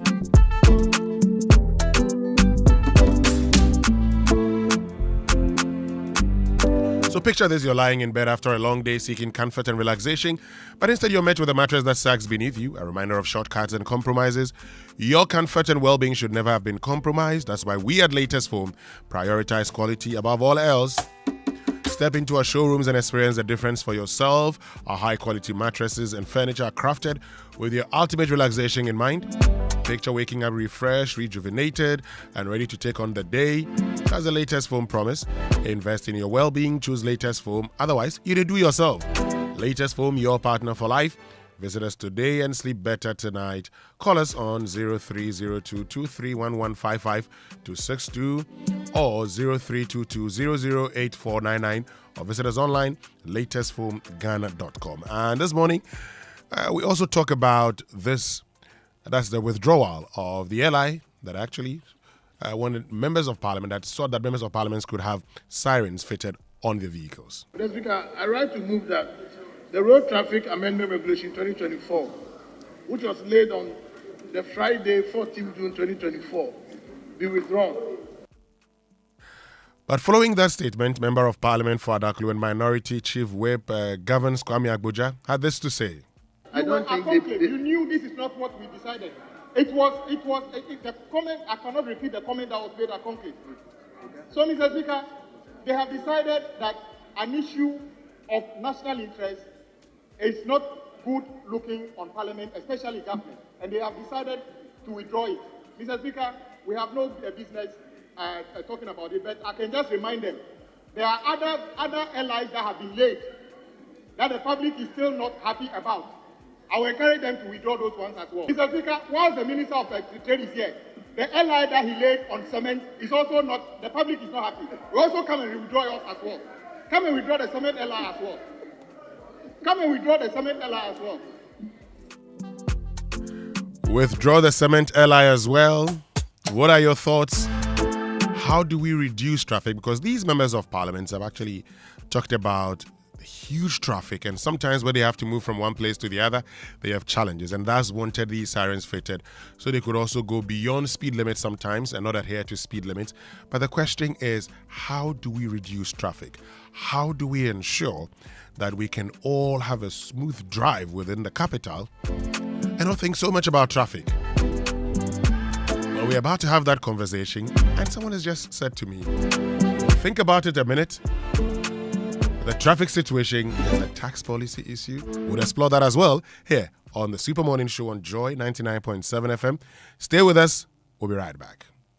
Beautiful people, we are live in town, soaking in the excitement about the partnership between Access Bank and PABS, revolutionizing the way people move money across Africa. Let's hear directly from those reaping the benefits. It's a relief. Anytime I send money back home, my family receives exactly what I send them, instantly. I'm studying in Ghana, but originally from Nigeria. With this service, my parents send my school and hostel fees directly, and they do it with so much ease. I run a fashion business. Let me tell you, sending and receiving money across Africa without those annoying forex fees has really cut down our operational costs. Benefit from instant payments across Africa with zero foreign exchange hassle. Visit our website www.ghana.accessbankplc.com or call our toll free on 0800 00 4400 for all your cross-border payments. Pass it with Access Bank. Access Bank, more than banking.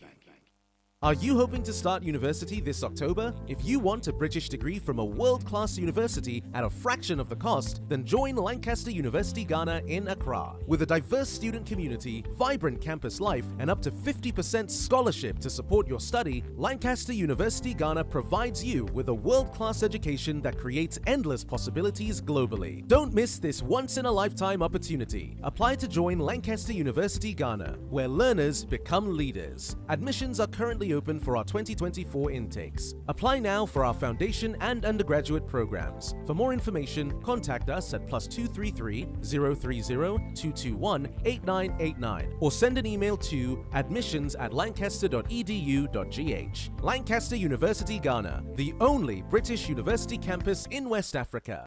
I send them, you get them. I get them, I send them. I get them. I pay them. Telecel cash. I get them. I pick them. Telecel cash. You get them. I send them. Telecel cash. I send them. You get them. Telecel cash. I get them. I buy them. I take them. I pay them. I send them. Telecel cash. Telecel Cash. Experience the ultimate convenience of sending money on Telecel Cash. Sending money from Telecel Cash to Telecel Cash is free. You can also make payments to merchants on all networks. Enjoy best value and total security with Telecel Cash. Telecel, connecting energies. Hey, Cashman. Yeah. Don't you know Nana has assembled all of us and you are here making calls? My generator is spoiled too. So I'm calling a renowned Ghanaian company with an excellent track record in the sales and repairs of generator sets in Accra to come and repair for me. Is it Anointed Electricals? Yeah. Anointed Electricals deals in quality and genuine generators with high fuel efficiency. We also rent generators. They sell quality generators from 10 kVA to 2500 kVA. They have spare parts of other generators and can repair every faulty generator set even if you didn't buy from them. Look, now we don't have any electrical problem in Accra. How? Because Anointed Electricals is right here at East Legon, Lagos Avenue, opposite Tomric Hotel. And that's why Nana is calling us. Okay. Yes. If you want to buy a brand new generator or repair the old one, visit Anointed Electricals. Or if you are within Accra, call our hotline 0246 423 534 or call 0243 480 334. They have qualified and dedicated men on 24-hour after sales service. Then let's go and listen to Nana. Let's go. Gosh, after giving you the hint, won't you give me anything? Anointed, the generator experts. When shopping for a dress, you say, of course, the low burst line. A little tight by the hips. Covered sleeves. Off shoulder. Definitely. But when buying anti-malarial drug, you say, is it not malaria? Give me whatever is available. Choose your malaria drugs the same way you choose your dress. Always ask for Coartem. It's also available in cherry-flavored dispersible tablets for children. Don't gamble with malaria. Choose right. Choose Coartem. If symptoms persist after 3 days, consult your doctor. Malaria testing should be done before treatment. This advert is FDA approved. Rise, Ghana youth, for your country. It's another service year. Hooray! And management of the National Service Scheme is requesting user agencies, including private corporate organizations, MMDAs, ministries, departments, and agencies, and all interested entities that wish to host national service personnel for the 2024-2025 service year to put in a formal request to the Secretariat. This year's postings are private sector driven. Therefore, user agencies are to state in writing the number of service personnel required and specify the desired academic qualifications. All requests must be on official letterhead, including the organization's official address, email, phone numbers, and location. Agencies with special needs are advised to contact the NSS Secretariat for discussions. All requests must reach the NSS Secretariat before the 30th of July 2024. National Service, service to the nation. In building a fatherland. Coffee in your cup and Joy on the set. The Super Morning Show is always the best bet on Joy 99.7 FM.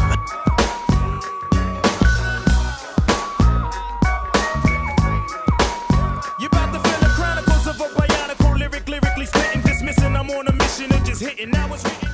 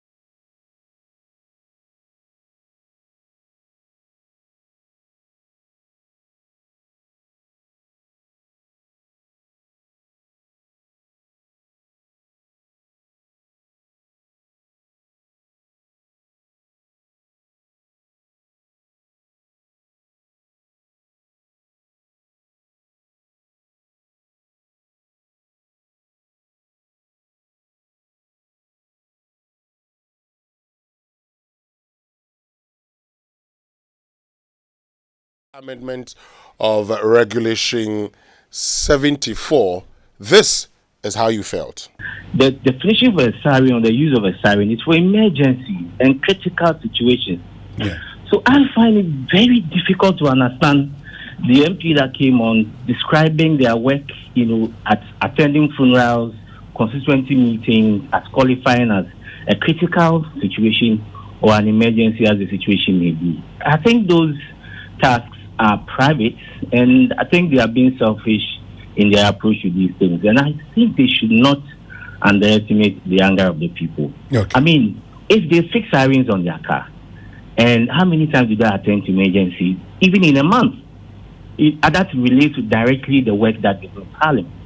If they are going for funeral, is that what they're going to use the sirens for? Now, I'll print you a situation that I faced last year.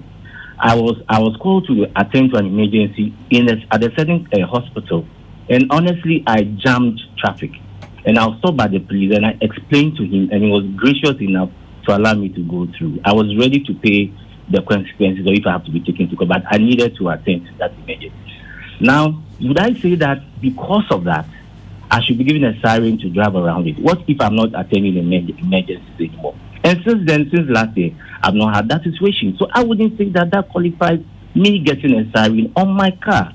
So I think they should be real and face the bullet, bite the bullet and address the situation and not run away from it. They should do the needful and withdraw this bill and not underestimate the anger of the people. All the arguments that you made, they are self-seeking arguments. If you want to listen to the issues in your constituency, why don't you organize town hall meetings for your people to come and say their opinion? Those funerals that they say they attend is whose funeral? Their personal friends' funeral. That is why our MPs are behaving like this. They have taken us for a ride for so long. I mean, look at the things they are taking us through. Look at what is happening in the economy. They are not thinking about the economy, they are thinking about funerals. What the transport minister wants to do. They tell us that they represent their constituents, our interests. We are buying high cost of petrol. We are buying high cost of electricity and the rest. This is affecting the constituents directly, and nobody is doing anything about it. With their interest, they want us to, they want to go to Parliament and pass a law that will allow them to have their comfort. So my question is, do we have to always go out there and queue and vote for these people to satisfy their self-aggrandizement? I don't know what country, what kind of Ghana are we in?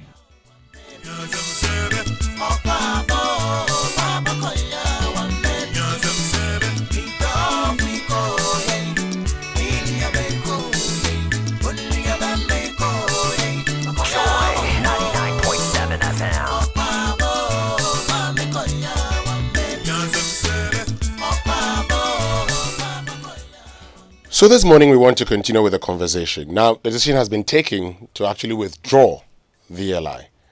But must it end there? The members of parliament had complained about the traffic situation and the number of meetings they may have, and why it was important for them to have sirens fitted on their vehicles, and also how it was important for them not to adhere to speed limits so they can actually be present at all of these meetings. But all of these talk about the traffic situation in the country. How do we deal with it? And that's a conversation we're going to be having here on the Super Morning Show shortly. But first, are you a freelancer looking to grow? Are you interested in exploring the gig economy as a source of income? Do you want to learn valuable skills and strategies for success in the gig economy? Then join Absa Bank Ghana's free ready-to-work webinar titled Building Your Hustle, Unlocking Opportunities in the Gig Economy Landscape. We'll be live on Absa Bank Ghana's Facebook and YouTube platforms on Thursday, July 18th at 11 a.m. sharp. Don't miss the opportunity to gain valuable insight and unlock your entrepreneurial potential. Your story matters, Absa. Still staying with the Absa, they say, are you thinking of speccing that old vehicle or a home makeover or a relaxing beach getaway? Use your ABSA card 10 times or more in a month and you could be the lucky winner in the ABSA Change Your Story promotion and extra entries by using our digital channels 5 times or more. From now till the end of October, 5 lucky winners will take away 40,000 Ghana cedis each every month to change their stories. For more information, visit an ABSA branch today. This promotion is regulated by the National Lottery Authority on the Caritas Lottery platform. Your story matters. ABSA. Terms and conditions apply. Now, you know the best investment you can make is to invest in your child's education. A good school with international standard education and facility that will nurture your child and give them the right fundamentals to be great in future. Let me introduce you to Metro Gold Schools. Yes, Metro Gold Schools, located in Ablekuma Kev. Admission is ongoing for Cambridge education. School starts from creche, grade 9. Children from 3 months to 14 years. Rush now for the September intake. And school starts on the 10th of September.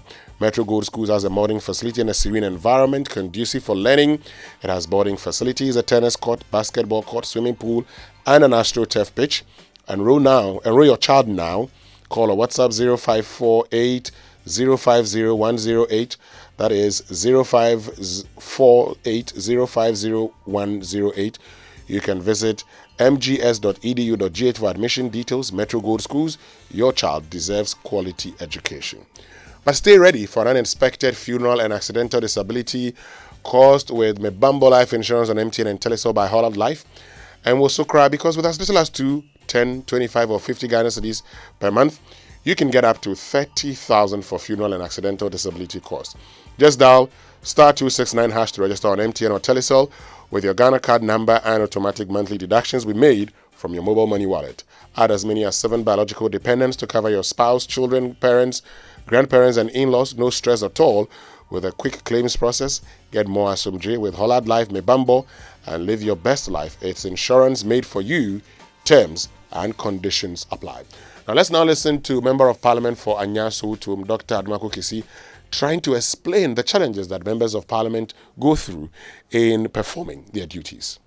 African funerals are not necessarily just about burying, but it's a time for people to engage you and, in fact, discuss very community, development-related issues. And you'll be amazed about the number of times that certain very important, critical community-related issues come to bear during, a funeral occasion. And I think that maybe there should be an appropriate study with regards to discussions that happen, at funerals in the Ghanaian setting. And you would admit that you've been to some funerals that you ended up striking a conversation that led to maybe a nephew, a cousin getting a job, or a nephew, a cousin getting a scholarship, or a nephew, a cousin, having access to business support. So listen. Yeah, but how does that become an official duty, warranting the use of a siren to attend all of them? Well, I was all your attention to the demands on a member of parliament and why sometimes or many times we end up having to beat traffic. You understand? And that is my only case I'm making. Coffee in your cup. Enjoy on the set. The Super Morning Show is always the best bet on Joy 99.7 FM.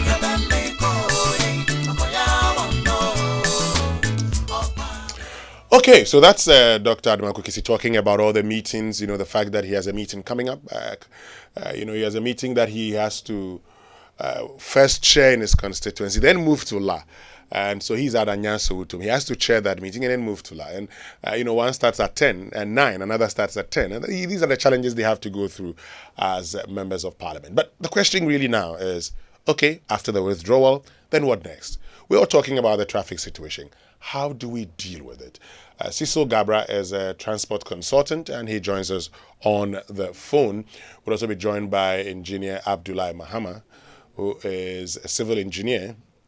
But Cecil Gabra, good morning and thank you very much for joining us.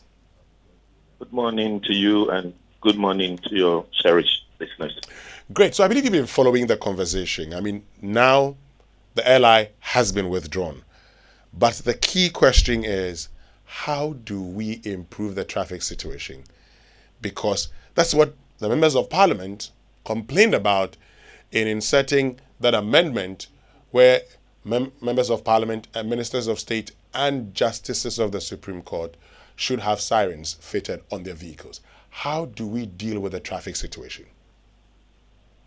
Thank you so much once again. For me, I always say that we have failed as a nation to develop the transport system simply because we have failed to allow the bus rapid transit system to work. And I'll continue to say it. I am not a politician. This is what I do.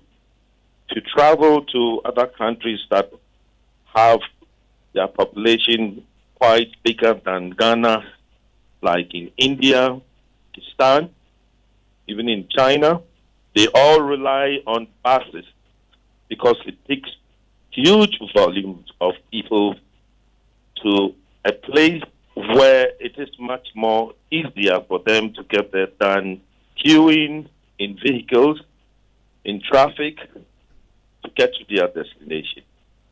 Now, let me put this fact down that my late dad was into construction, but he was the MD of the Fund State Construction Corporation. And he was Kwame Nkrumah's friend. One day I asked him, Dad, why do you have this big area in the middle of the ring road? He only told me that, look, during planning, it was reserved for trams, it was reserved for BRT, and so on. But what do we see now? And then the last is for expansion of the road, right? What do we see now? We have allowed, that is on the shoulder of this road, giving it out either to people to sell. Construction is ongoing. Every now and then, telecom companies will be digging, laying pipes, and so on. So the design is already gone, okay?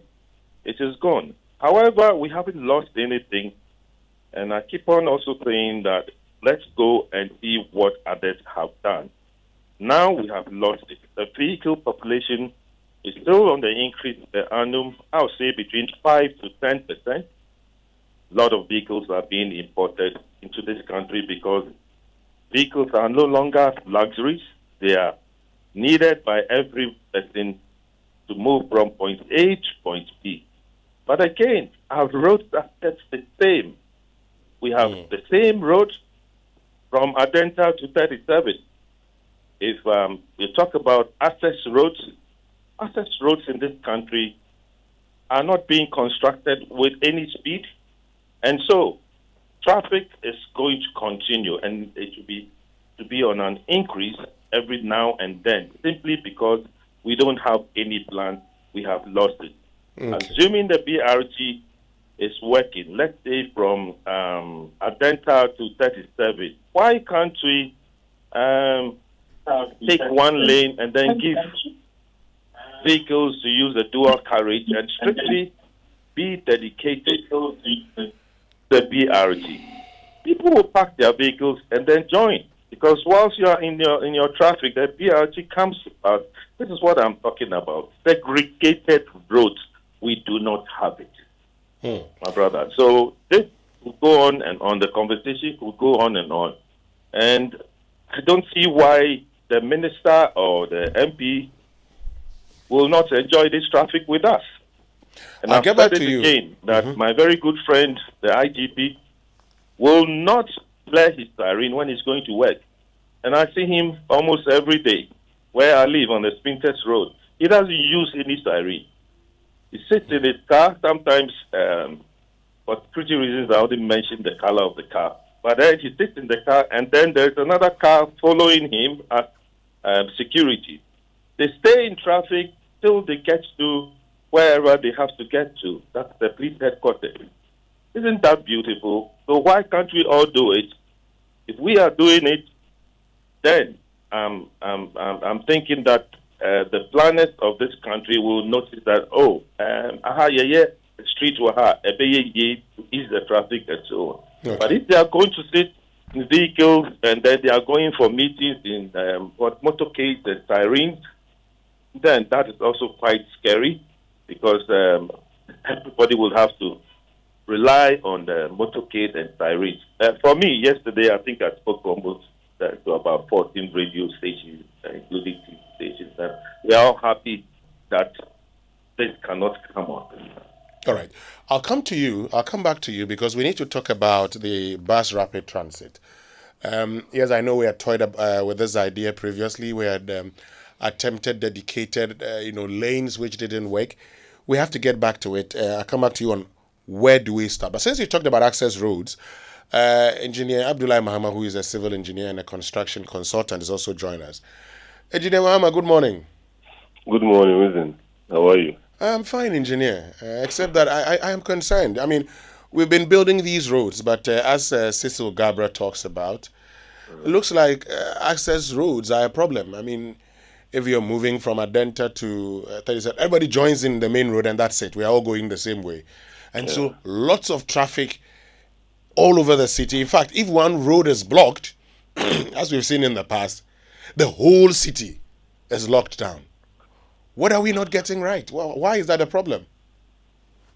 Well, I say good morning to your cherished listeners. I'm sure my colleague on the other line has just done justice to a very fundamental problem. So if you coming from Adenta and you're en route to 37 and beyond, it is only, you can just observe one particular stretch of the road, which is the Tetekwashi Pantine Road or Pantine Tetekwashi Road.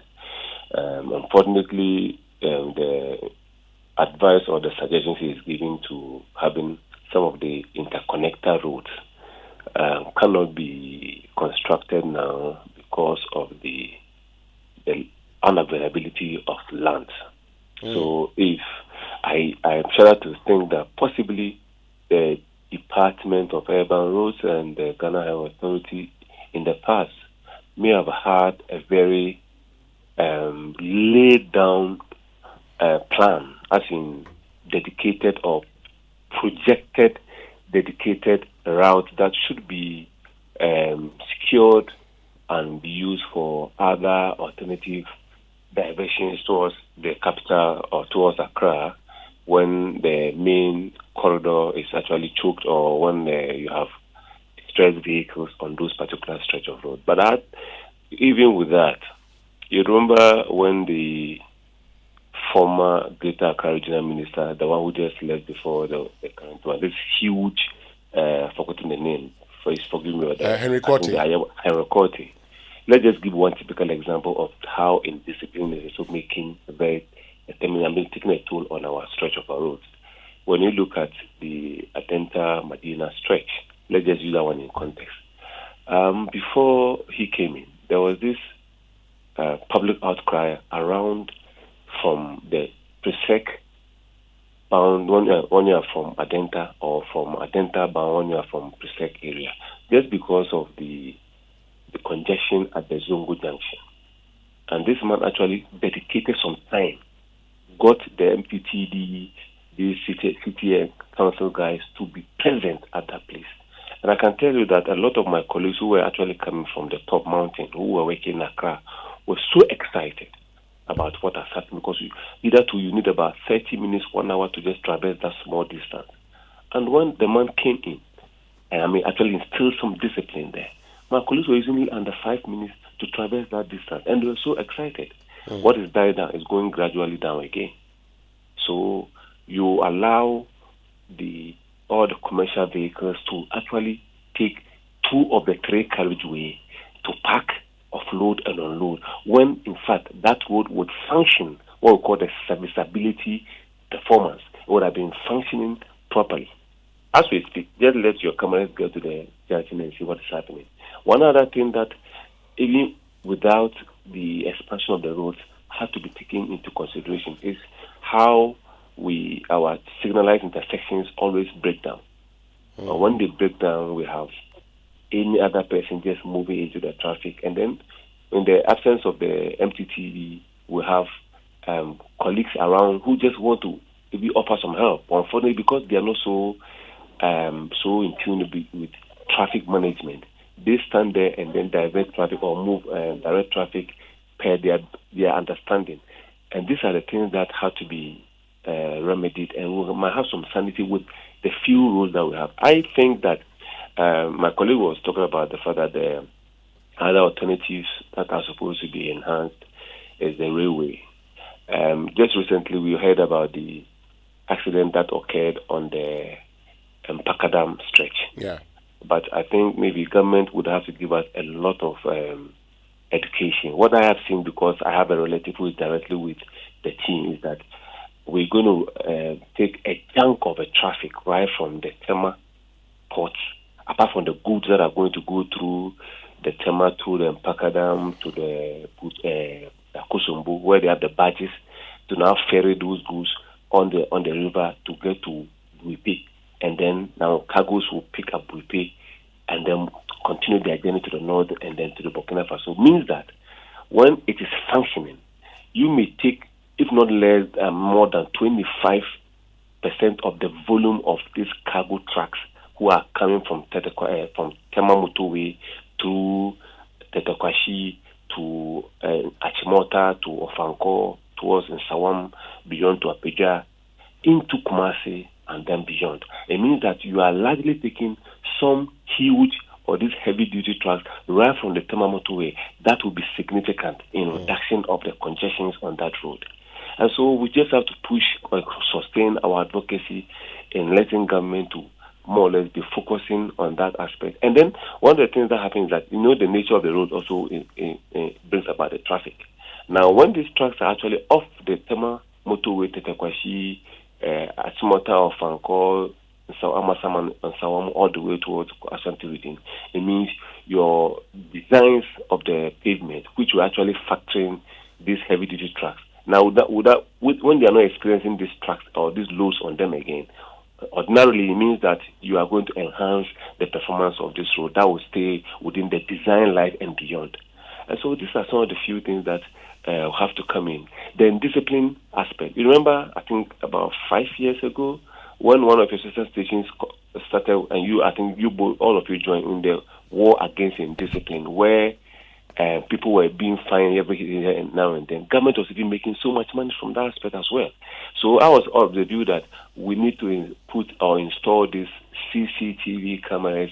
We have to dominate our roads where you have prompts. In fact, I'm told that recently people are getting prompts on their phones from Manfi towards Accra for overspeeding and careless driving. We need to enhance this so that the human face is taken out. And the one I know that I'm doing, I'm supposed to stay in a traffic which actually is moving with some few delay, but naturally everybody will move. And I try to go and use the medium. I use this outer shoulder. I use the inner shoulder, which is not meant for vehicles. I'll be prompted with on my phone that I'll be paying some X amount of money per the videos that I'll be shown. Then people will just stay in the line, because you see, with all that, when everybody is disciplined, with the scheme of analysis that we have been doing as road consultants and engineers, when the traffic, let's pick motorway end to end, and there's a small slow down on the road because of possibly one lane, two lanes which has been moved to a one lane because of a distressed vehicle, and it will just take about 5 minutes for, let's say, 300-meter queue to move across. And the vehicle decide that they will not stay within the 5 minutes. They will move on the outer inner shoulder. And when they all come to a junction and create a bottleneck, then you start to get that people who would have stayed in 5 minutes are now staying about 40 minutes because everybody is trying to use the same one lane which has been left. And this boils back to, apart from the fact that the roads may not be in a very good shape, this is indiscipline. And I am seeing a lot of this because every now and then we are on the roads. Okay. And these are some of the things that we have to work on. Okay, now, before I get to Cecil Gabra, let me get your view on the bus rapid transit. So, this is something we tried. It didn't work. He's talked about going back to it again. First of all, do we have the road infrastructure? beyond the road infrastructure, what else do we need? There's a talk of, some 100 electric buses into the country to deal with the public transport system. Good deal or much ado about nothing? The electric buses, the ones that we have, would have to, there are human beings who are going to coordinate them. In fact, when this recent BRT buses came in fact, in a small digression, there was this cards that you have to pay and then swipe and move, right? The Kaswa one. In fact, what happened to those gadgets? The first few weeks, all the gadgets which were supposed to actually take off human face were all damaged. They said it was faulty and people have to start to pay. That's one of the first issue about Ghanaians. Number two, if you look at, let's still use Tetekwashi, Madina Tetekwashi to a 37 road. We have about 2-3 lane dovetailing to 2-3. The roads are not the same throughout. So you have a place where you have a 3 lane coming to a 2 lane, coming to a 3 lane, and I think even 4 as a section.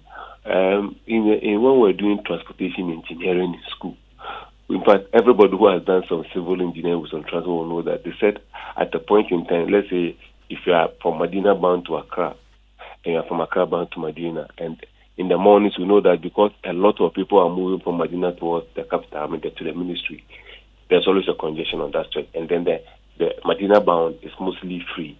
So what we were taught is that practically one of the other bound lane, that is the Medina lane, will be dedicated for some of these, let's say, the bus. So the bus can actually be moving in opposite direction. So it's just about how we'll sit down and then model. It can be done, and it must be done. When we are getting to a place where naturally we're going to have great blocks every now and then, I'm sure we'll elevate our thinking caps. For the engineers, we'll do our best, and then we expect that when we get to that stage, the politicians will just go by the suggestions and practical solutions that when they actually engage or they assemble some traffic expert to actually role model what we have to be applicable. It can be that because now if you want to do dedicated lanes outside that of, let's say, Adenta to Accra, and you want to go off the road and do a new design, you can imagine the extent of compensation that will be done just for to get one carriageway to be dedicated, other than the one we have, to serve those great or big overpopulated communities along that stretch. So, we can do it. Where the engineers can always come out with a solution, maybe with the constraints we have, maybe some few alterations will be done along the line. But we expect that when it's done and these blueprints are actually available or laid bare to the policymakers must also ensure that they exercise to the latter what the engineers are. But what my colleague has said over and over, he said this over and over for the past years. I've actually been listening to him, just like myself. Okay. It can be done. Talking about it, the fact that it can be done and that the policymakers would just have to defer to the engineers. We have the Deputy Minister for Transport, Hassan Tampuli, who is also Member of Parliament for Gushegu. He's joined us on the phone also. Let's talk to him and find out, what their plans are. Honorable Tampuli, good morning and thank you very much for joining us. Thank you very much. Good morning. And good morning to your cherished listeners. Great. So, Engineer Abdullahi Mahama and Cecil Gara have all been talking about... I think that the volume is a bit low. I don't know what's is it better now? Can you hear me? It's so low. Okay. Is it better? Okay. We'll get back to you. Hassan Tampuli, who is Deputy Minister for Transport. But let me just wrap up with you, Cecil Gabra. So you've heard from Engineer Abdullah Mahama. He's talked about how we should defer to the engineers. But there are people who have talked about, all these other commercial vehicles. We have lots of, Evans in the system, the trotro drivers. They're just not going to go away. So what happens to them? We just don't say, well, we're bringing in buses and that's the end. Something has to be done to them. How do we deal with them? Well, already the vehicles they are using, okay, let me pick on one, like the Sprinter bus. Okay, for instance, I always talk to my family and friends that never sit in that vehicle, because that vehicle was not made for human beings to sit in them. I always say that because if you look at the real buses that were made for passengers, it is longer and the seats are aluminium. That makes it quite lighter by itself. And then when you have people seated in it, it picks up with the right weight that has been calibrated for the vehicle. But here we are, those buses come to Ghana. I'm talking about the cargo type of vans and so on, what you call the Sprinter buses, the LT. And so they come to Ghana. It's been taken to a fitting shop, and then they weld angle iron seat in them, which is very heavy. So, in the first place, when it's on the road, the center of gravity will no longer hold. Is that what we are looking at? And we are still encouraging those vans to be registered as passenger vehicles. So, again, we had it wrong. They are already in the system. I will keep quiet. I wouldn't say anything, but make sure the BRG system works just like my very good engineer mentioned. If it works, then we'll have an automatic fade away from this buses. I am not saying we should destroy their business, but definitely they'll find their way. Because I am at a pre now. Unfortunately, I'm going to leave you very soon because I'm training about 600 tanker drivers, teaching them how to climb the hill and then descend with their gears. Right. So I may leave you, but what I'm going to say now is just simple, that we should make sure that we follow a very good tradition to change our city. We can copy what is in Brazil. Brazil started in 1974. Today, you go to the city, the cities of Brazil, and then you will not enjoy that traffic. Right? The strength of the system relies on planning, and then the idea that the public transport should ban. This is what we need in the country. I'm sorry, Winston, I'll have to go. Yes, in fact, we're very grateful for making time to join us. Thank you very, very much, Cecil Garba, and thank you also, Engineer Abdullah Mahama, for joining us. We're very grateful to you both for spending time with us here on the Super Morning Show on Joy 99.7 FM. We'll try and raise the Deputy Minister for Transport, Hassan Tampoli, shortly. But Fentio went and came back. Last time I heard Raymond saying he doesn't do only games. Well, but we're told that the Deputy Transport Minister, the Honorable Hassan Tampoli, is back on the line. Honorable Tampoli, I'm sure the line is better now. You can hear me. Yes, I can hear you now. Great. Thank you once again for making time to join us this morning. This morning our focus has been on, dealing with traffic. But before we even get to dealing with traffic with you, because Engineer Mahama actually talks about how you can defer to the engineers and they would get it done. Yes, we know that today the LI has been withdrawn. But since you are in the transport ministry, just help us understand what necessitated the amendment to the LI, and at what point in time did you decide to introduce the amendment of Regulation 74 into the whole amendments? Thank you very much. And your question, I think, addresses the matter holistically. The Ministry of Transport, the parent ministry of the National Road Safety Authority and the Driver and Vehicle Licensing Authority, thought that the Road Traffic Regulations LI 2180 of 2012 requires some amendments in view of the changing times that we find ourselves. It's been in existence for the past 12 years. So there was need for us to look at some amendment to bring it up to speed with modern times.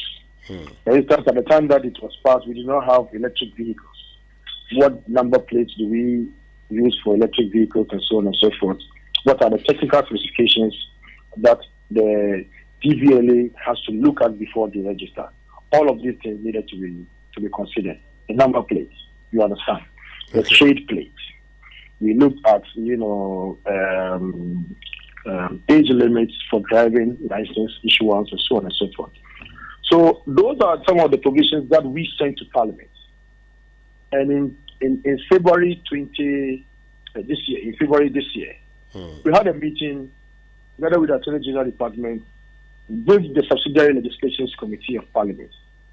What we sent to Parliament at the time, and if you don't mind, I will just read Regulation 39. Okay. Originally, that's what we sent to Parliament. The principal enactment is amended in Regulation 74 by the substitution for Sub-Regulation 3 and it reads, despite Sub-Regulation 1, a siren or bell may be fitted as a warning appliance and used on the following classes of motor vehicles. A government vehicle used for official purposes by the head of state. B, a police service vehicle. C, a motor vehicle used by the Ghana National Fire Service. D, a motor vehicle used by the National Ambulance Service. E, a motor vehicle used as an ambulance by a hospital or a clinic. F, a motor vehicle used by other recognized government security agencies. And G, a bullion vehicle registered by the licensing authority. These are the provisions that we took to Parliament. And when you go and you have the pre-laying meeting with the Subsidiary Legislations Committee, you go through the amendments one after the other. So it was in the course of going through clause by clause review that we got to this place. And members of the Subsidiary Legislations Committee, chaired by Honorable Dr. Dominica Yine, my former law lecturer at Legon Law School, insisted that we must expand the scope of this particular clause to include the vice president, because the president has been mentioned, the head of state has been mentioned, but the vice president has not been mentioned. Okay. So we should include the vice president, the Speaker of Parliament, the Chief Justice, ministers of state, justices of the Supreme Court, and members of Parliament. Okay. My minister at that meeting disagreed that if we have to expand the scope of this application, it's going to create some amount of chaos in the society. I mean, you can imagine all 275 members of Parliament driving around the place with siren blaring all over the place. There was going to be some amount of disorder. So the Ministry of Transport disagreed at that meeting, and the records will show. Now, subsequent to that, the Attorney General knows a letter with the amendments that have been proposed and still stood by these particular provisions in March this year and sent to the Subsidiary Legislation Committee. Now, the committee insisted that we must include those particular amendments that have been proposed to include all this category of officers. Now, on the day that I was detailed by the minister to go and do the laying of the instruments, when I rose to lay the instruments, I was stopped by the chairman of the Subsidiary Legislations Committee, and the video is there for everybody to see, on the 14th of June. And so I was stopped in my tracks, and Speaker directed that we should let the chairman of the committee verify. And we went outside of the chamber to the lobby, and the chairman of the Subsidiary Legislation Committee confirmed that the proposed amendments have been included before we were permitted to leave. Now, just by way of clarification, just by way of clarification. Transport and the government of the Republic of Ghana had no appetite at all for including ministers of state and members of parliament. If we would have done that, we would have done that since 2017. It's not, 6 months, to elections that anybody wants to give some privileges to members of parliament and to ministers of state. We would have done it long before now. You understand? So these provisions were not originally from members from the government of the Republic of Ghana. It came from parliament, and nobody among the Subsidiary Legislation Committee can say that it didn't come from them. And we are happy. So just by way of clarification, Honorable Tampuli, you say the members of the subsidiary legislation committee proposed this. You understand? So this is the original position of this government, and we are happy to be withdrawing this particular LI following the public uproar. Okay, so let me just get a clarification. The members of the subsidiary legislation committee were the ones who proposed the addition of the Vice President, Speaker, Ministers, MPs, Chief Justice, and Justices of the Supreme Court, right? Yes. Which members proposed this? On this one, I'm not sure I have the capacity to mention it, but it's just that committee is chaired by the minority and chaired by Honorable Dr. Dominic Ayini. I'm sure if you speak to him, he would confirm what I'm telling you. But it came from the members of the Subsidiary Legislative Committee. Like I said, what we sent to Parliament is what I read to you. Great. Now, because there's been a lot of, ordinarily I wouldn't be explaining my question, but because there's been a lot of discussions back and forth with suggestions that this was a minority amendment, I just want a clarification, because the LI came from your ministry. Was it the members of the committee, as in both minority and majority, or it was minority members of the committee who suggested this amendment? Like I said, I'll leave that for the committee to respond to. What I do know is that there was unanimity. And if there's unanimity, you know what that means.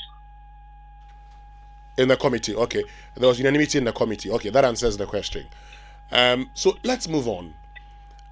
Now, you've heard this morning Cecil Gabra and Engineer Mahama talk about how to deal with the traffic situation. Now, the members of Parliament had raised concerns about the traffic situations in the country. What plans does the ministry have in dealing with this? I did not have the benefit of listening to Cecil Gabra and Engineer Mahama, so I'm not too sure I would be able to respond to what they said. But what it says is that the Ministry of Transport is in close collaboration with this sector agency, National Road Safety Authority, to every now and again review the existing traffic architecture in Accra and to make proposals for the improvement of the traffic situation in Accra. And sometimes, and the way that we think that the amendment was proposed, as if it's supposed to take out those of us who are in the decision-making echelons of society from getting involved in the traffic situation. All of us have to sit in the traffic and then find solutions to it. So we sit in the traffic, and that is exactly what we are doing. And I believe that the National Road Safety Authority is still in the process of rolling out more and more ingenious ways of dealing with the traffic situation in Accra and other cities across the country. What happens to the bus rapid transit? We tried it previously, it didn't work.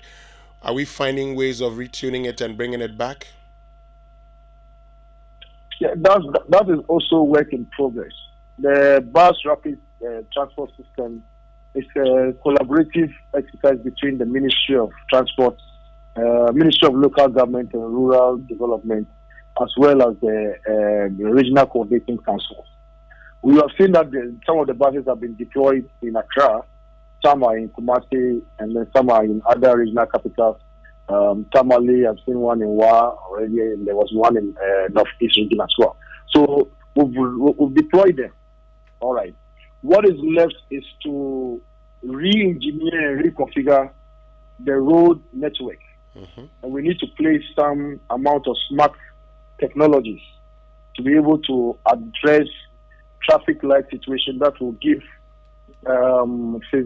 more or less priority access to large occupancy buses against private vehicles, so that many more people would have the appetite to ride on the buses, park their cars, for instance, at Adenta terminal, and then ride on the bus all the way to Accra. If you have to proceed to other places, then you may catch ride hailing And then when you are returning, you just drive on the pass. So what we have to do is to do the dedicated path lane. And that also requires some intervention from the Ministry of Roads and Highways. All right, Hassan Tampoli, thank you very, very much for joining us. We're grateful to you. Very grateful to you as well. And that's the Member of Parliament for Gushegu and Deputy Transport Minister, Al-Hassan Tampoli. Thank you. You're back. We will not do sports now because you just don't do games. But I'm stuck in traffic every day. Yes. So I'm not even interested in doing sports right now. No. All of us. I mean, one of the things when you're going home, particularly when we are going, because the time we come to work, we don't experience that. But when we are going home, it's such a pain. It is. You're stuck in traffic. And on days that I stay in the office till 5 p.m., oh my goodness. And I'm very glad that this whole LI thing has been withdrawn, because when you listen to a lot of the people who were justifying the LI until the withdrawal, you could see one theme was beginning to emerge, that it was very self-serving in nature. In none of those conversations or justifications did they ever make it seem like any of why they wanted to be escaping and use the sirens to escape the traffic was to serve the interests of the people. It was more about themselves. I have to go to a funeral. I have to go to 3 events in the same day. I have to go to 4 events in the same day. Or I'm stuck in traffic. I have to go for a certain meeting. What about the people? What about the people? Because you want to escape the traffic and go away. What about the people who are stuck in it? What is your plan for them? Because that's literally your job. Mm-hmm. You're supposed to come up with ideas that can help, because nobody likes to be stuck in traffic. Not at all. So when you find a way to circumvent the situation and make it comfortable for yourself, what about the people you're serving? And so sometimes you feel like our leaders have it the other way around. Instead of actually serving the people, they want the people to serve them. And that's not how leadership is, because you're elected into office. And the election is not compulsory. You put yourself forward and said, I want to come and serve you. So everything you do has to be in service to the very people that have elected you into power. You're not a chief, you're not a king. So the people are not to be worshipping you. So we have the leadership thing. And so I found it very, very strange that a lot of the people that were justifying it, none of them actually made a very compelling point that suggested that this was in the interest of the public. It was more in the interest of the very people who are making these laws at the expense of the people that are supposed to be serving. Having said that, I genuinely think that, the transport situation, the traffic situation in this city, look, I think we all admit that Accra is very choked. Yeah. We've spoken about it, not just in terms of transport, but also in terms of housing, in terms of social amenities. Lots of things are under pressure, even water, electricity. I think that we are at a point in this country where I think we're just too comfortable with where we find ourselves, and nobody wants to think outside the box, even though they know exactly what they have to do. Nobody's willing to take the risk and do it, perhaps because they feel they don't have time, maybe because they think they don't have resources, maybe because they think for whatever reason, I don't think people want to commit to doing what will benefit the country long term. Then I say this because, for example, I think for the longest time we've known that one of the biggest solutions to the traffic situation in this country is to build an alternative transport system in the city other than just cars. So what's happened to our railway system? Why do we have a railway ministry? And for all these years, all we've had for the railway ministry is that, that in terms of intracity transport, is what comes from Tema to Accra Central. I was one of those people who was very excited about the whole idea of the SkyTrain. Mm-hmm. What became of it? So, there are times, so I actually think our leaders know exactly what the right thing to do is. I don't doubt that. A lot of them have gone to Ivy League schools. They have big degrees. So they know exactly what they need to do. Why aren't they doing it? And for me, I think that's always the biggest disappointment when I think about where this country is headed. That and even when they have started things that were supposed to lead to, solving the problems, we somehow found ways to run it down. You were talking about the BRT system. Yeah. Instead of maybe working to improve it, somehow we've managed to run it to the ground. Even the Ayalolo bus system is no longer effective. And I have seen Ayalolo buses stuck in traffic as well. It's not supposed to be like that. It's supposed to give people the better option. It's supposed to encourage people to leave their cars at home and join the buses. But if you leave your car at home and you join an Ayalolo bus, you are stuck in traffic as well. There literally is no advantage for that. And it's entirely possible because it requires sacrifice. It's like nobody wants to sacrifice and think long term. And even away from the intracity transport, one of the other things that can actually help this country a lot is if we had a very effective railway system that connected to other parts of the country. So let's say if we had an effective train system that goes to Koforidua, or one that goes to, other parts of the other surrounding cities around Accra, there will be lots of people who will not necessarily want to live in Accra. And that has an impact in the cost of land, in the cost of rent in Accra. Because if you live somewhere in Koforidua, you live in Nkoko, and you have a train system that can get here in 45 minutes or in 30 minutes, you don't need to be struggling and fighting landlords to build a house in Kaswa, do you? No, you don't or have to be fighting landlords, and fighting Langas to be building a house in Dowenya or Afenya. You wouldn't need that.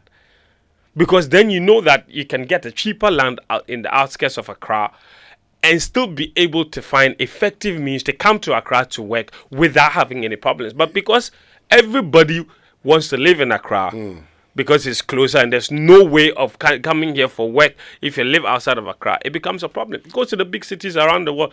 Most of the people who work in the cities don't live in the cities. You know what, Fentio? That definitely is an ongoing conversation. But today, a lot of people prefer to fly to Kumasi and Tamale instead of driving.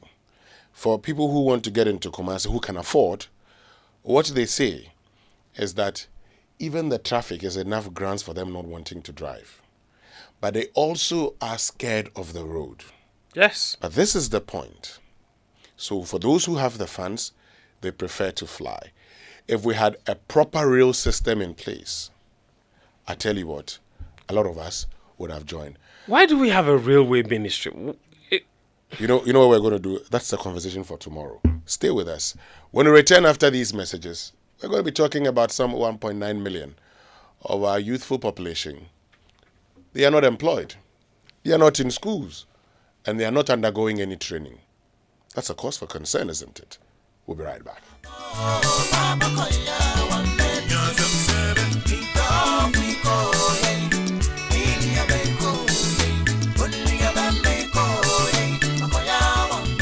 Looking for a home in a safe, secure, and luxurious environment? Alphabet City has just what you need. Join our gated community in the lively precincts of Sakumono for a carefully crafted home that provides you with peace of mind and a safe space for your children. Alphabet City boasts of leisure and recreational facilities to ensure your mental and physical well-being. A good road network, 24-hour surveillance systems and security, water, and electricity, serving as a safe haven. Let's meet your needs. Book a tour today.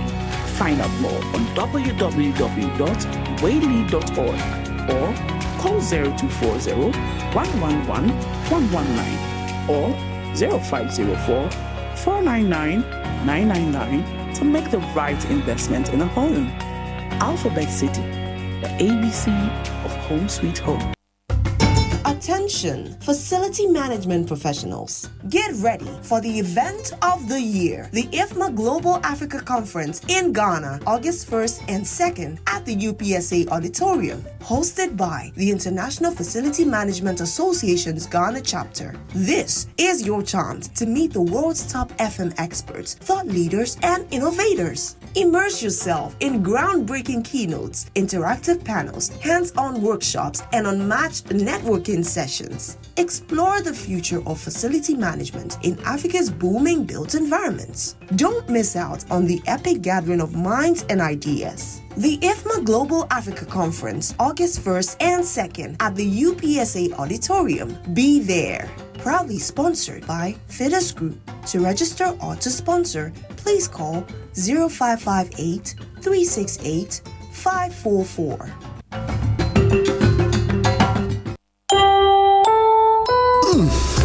We shouldn't have gone to that party. Masa, my head is killing me.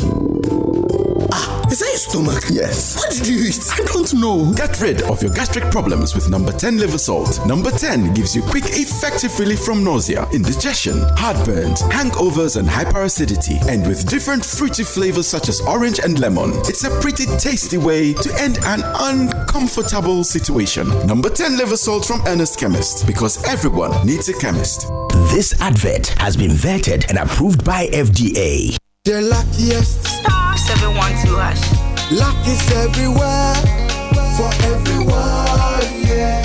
Here's to the friends who dialed star 712 hash and found no regrets. To the investors who struck gold. To the health workers who diagnosed luck with precision. To the tough guy who couldn't hold back his tears. To the passionate fan who couldn't contain his joy. To the seamstress who turned her hard-earned stitches into a bundle of happiness. And now, here's to you. Your next big win is right here. Luck is everywhere. For everyone. Dial star 712 hash. Now join in the luckiest winning celebration. Every 1st July 2024. Over dial star 712 hash. Now I can to tickets as a group, individual, and now even as a community. Now win Nistika Kessie. Prizes are Kessie in the community draw or go for the grand draw on the 30th of November 2024. Unlock your luck with star 712 hash. Now join in the winning streak now. The luckiest. Star 712 hash. Luck is everywhere. For everyone, yeah. The luckiest. With the recent increase in electricity tariffs and fuel prices, power, although unreliable, has become expensive, and owning a noisy generator becomes a headache rather than luxury. For an affordable and durable electricity solution, you need to go solar with Translight. Feel the independence, experience the comfort, and be productive. Translight Solar. Wherever there is sunlight, there is Translight. Think solar. Think Translight. Locate us at 98 Boundary Road, East Legon, in between ARS and the American House at the White House bus stop. Visit our website at translightsolar.com. Call us on 0504-249-229 or 0206-542-454 or reach us through email info@translightsolar.com.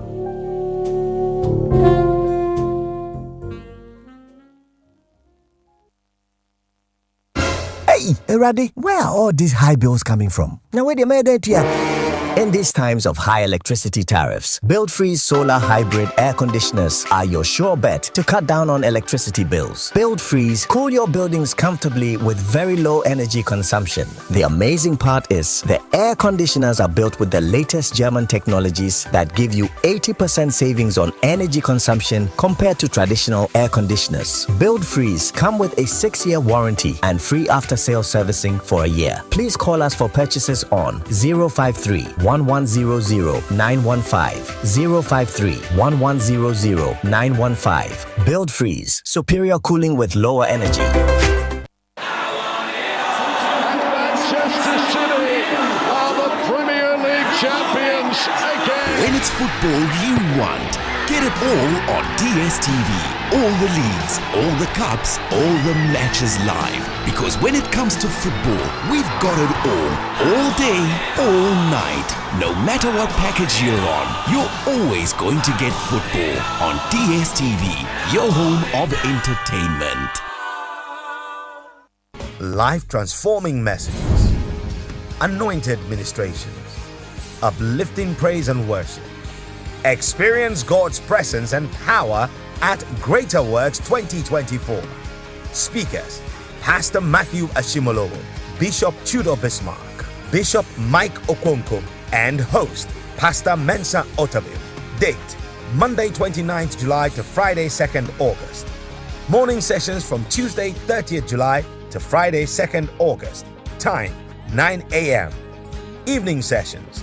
Time, 5 p.m. each night. Venue, ICGC Christ Temple East. Special song ministration by Nathaniel Bassi. Also ministering ICGC choirs and worship leaders. Each evening will end with a praise jam session, which will climax on Friday with extended praise night. Buses will be available at vantage points across the city to bring you to Christ Temple East and back. Visit gwcentral.org and our social media handles for more details.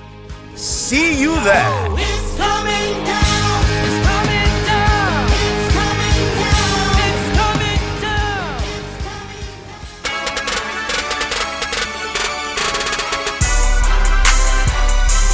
Coffee in your cup and joy on the set. The Super Morning Show is always the best.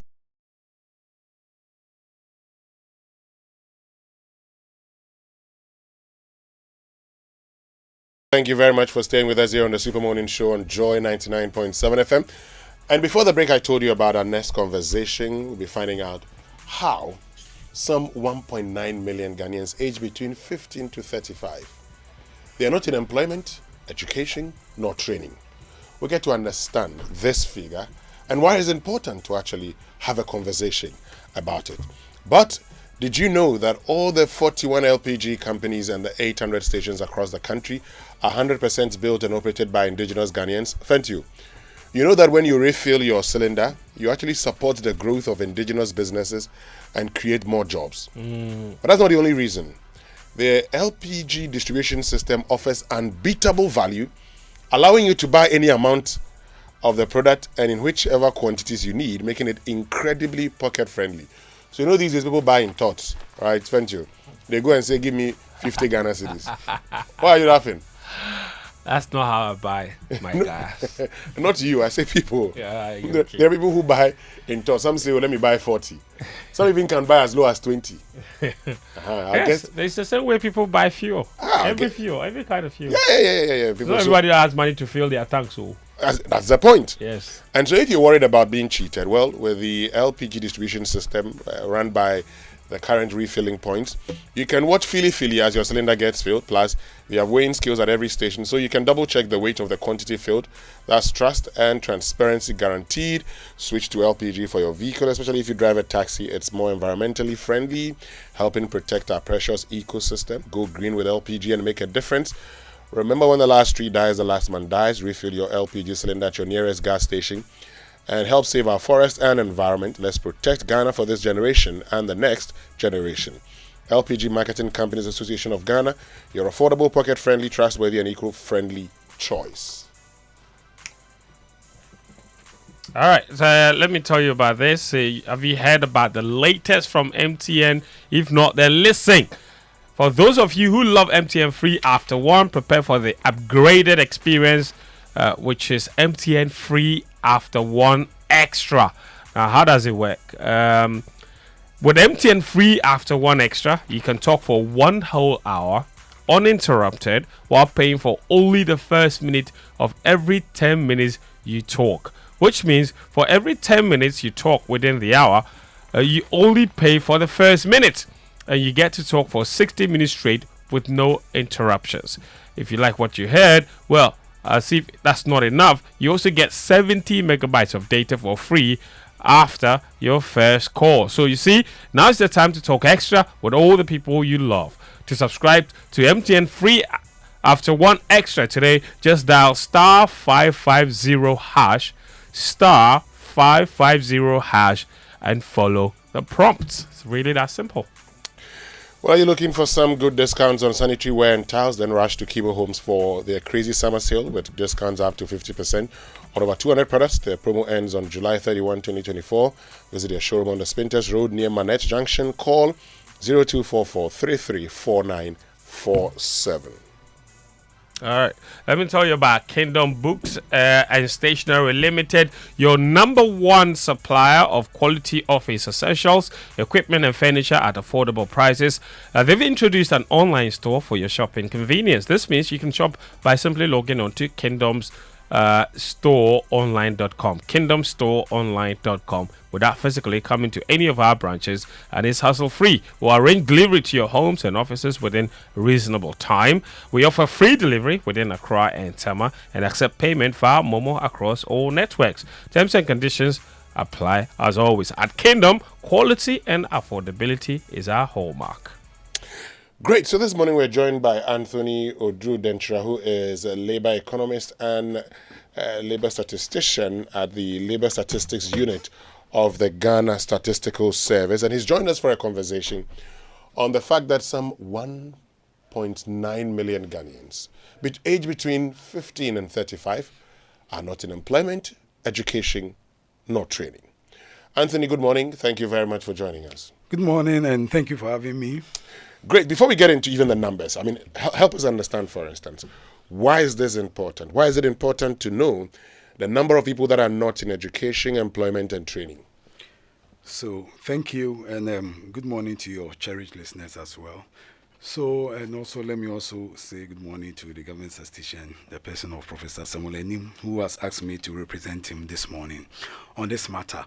So, I think first of all, this indicator, the youth not in employment, education, or training, is an SDG indicator. I think that fact needs to be established. SDG indicator 8.6.1. We know that the goal 8 of SDG looks at decent work and economic growth. And so this indicator actually comes under that goal. And so looking at the youth being in productive, employment. And so for us in Ghana Statistical Service, the SDG coordination is at Ghana Statistical Service. And so it's important for us to measure the progress that we are making in terms of whether we are achieving the SDG 2020 SDGs or not. So this is one of the reasons why we had to come up with this indicator to see what progress we are making in terms of the SDGs. And as we talk about the progress that we're making with this particular SDG, for those who are listening to us and for the policymakers, what is the significance of this data? So, yes, as you know, in GSS, our core mandate is to come up with official statistics for evidence-based decision-making. So, if such a data or statistic is out there, given this number of our youth who are neither in employment or education or training, then it calls for concern. So for us, we don't formulate policy. So then it's up to the policymakers to look at it and to see what policies they can put in place to ensure that this menace is kept. And so we expect that the policymakers will engage with these statistics and then come up with programs or policies that will reduce this indicator, because if this indicator reduces, to zero, then that's the best. It means that we have our youth either being engaged in employment or in some kind of education or training. You say if this is the case, then it calls for concern. Also because you're an economist, a labor economist at that, what are some of the concerns that you believe this raises if not addressed? All right, so maybe I'll just give two from the perspective of the socioeconomic, if you like, challenges. So this is this group. The need group is termed as idle youth, if you like. A measure of idle youth. So what we are seeing is that this is non-utilized labor of the youth population. So if you look at it socially, we all know the saying that the devil finds work for idle hands. So if we have this proportion of the youth population not engaged in education or employment, then clearly they would want to find something else to do because their potential are not being tapped. So if you look at it from the social point of view, then you are looking at the consequences, that would come giving this number. And so then they can be involved in social vices which, would not speak well for the country, because yes, they have the energy, they want to find something to do. So, they can find themselves in things that are not, if you like, decent, because they want to do anything, to make a living. Then on the economic perspective, referring to the SDG Goal 8, decent work and economic growth. So if you have this proportion of the youth whose labor, is not being tapped, then obviously they wouldn't be able to contribute to national growth. Talking about the GDP, labor productivity will be low. And so that is why it's important that these ones, either they develop themselves to get the requisite skills or the essential skills needed for them to have employability skills to be able to get into the labor market, so that they can contribute to the economic development of the country, and in particular the GDP. Talking about the labor productivity. So let's look at the figures. Share the figures with us. Break them down for us. Of the 1.9 million, which areas dominate? What percentage of them are females, males? Share them with us. All right. So as rightly indicated in the report, so this number, we have about 1.2 million, being female, against 715,691. And so what it means is that young women, within this age bracket, are more likely to be in need than their male counterparts. And it's not surprising, because already if you look at the labor market participation, labor force participation, we have more males, being engaged in the labor market compared to females. And so it's not surprising, because then you have more females who will be outside the labor market. In other words, who will not be in the labor force, employment. And the need is looking at those who are neither in employment or in education or training. So I'm just giving a basis for which more, males are likely to be in need as compared to their male counterparts.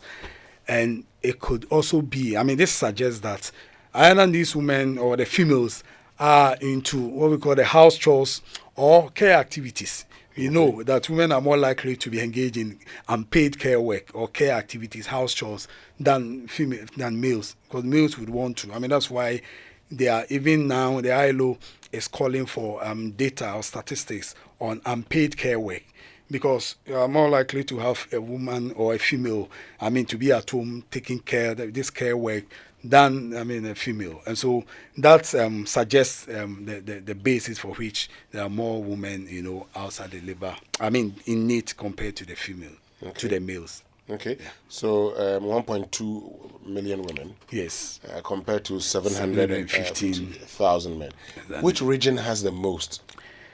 Okay, so yes, again, also in the release. So Greater Accra, tops the regions with, as was mentioned, Greater Accra has about that's 565,360. That's over 500,000. And then followed by the Ashanti region, Central region, Eastern region, and then Western regions. And again, this is not surprising, because let me just even speak about unemployment. I'm sure, as you have heard us in our releases, we say that unemployment is an urban phenomenon, in that, yes, there are more people likely to be unemployed in urban settings compared to the rural settings, which is true. And so if you look at the NEET rate, the NEET rate is actually a broader share of youth unemployment. In that, youth unemployment is, or unemployment, but in this case, once we are talking about youth, let's limit it to the youth. So youth unemployment is measured by the unemployed youth over the labor force, that is the employed and the unemployed. So you get the youth unemployment rate. Now the NEET goes beyond that, because with the NEET, you are also including those youth or persons who are outside the labor force. But remember that in computing the unemployment, you use the labor force as the denominator. Yeah.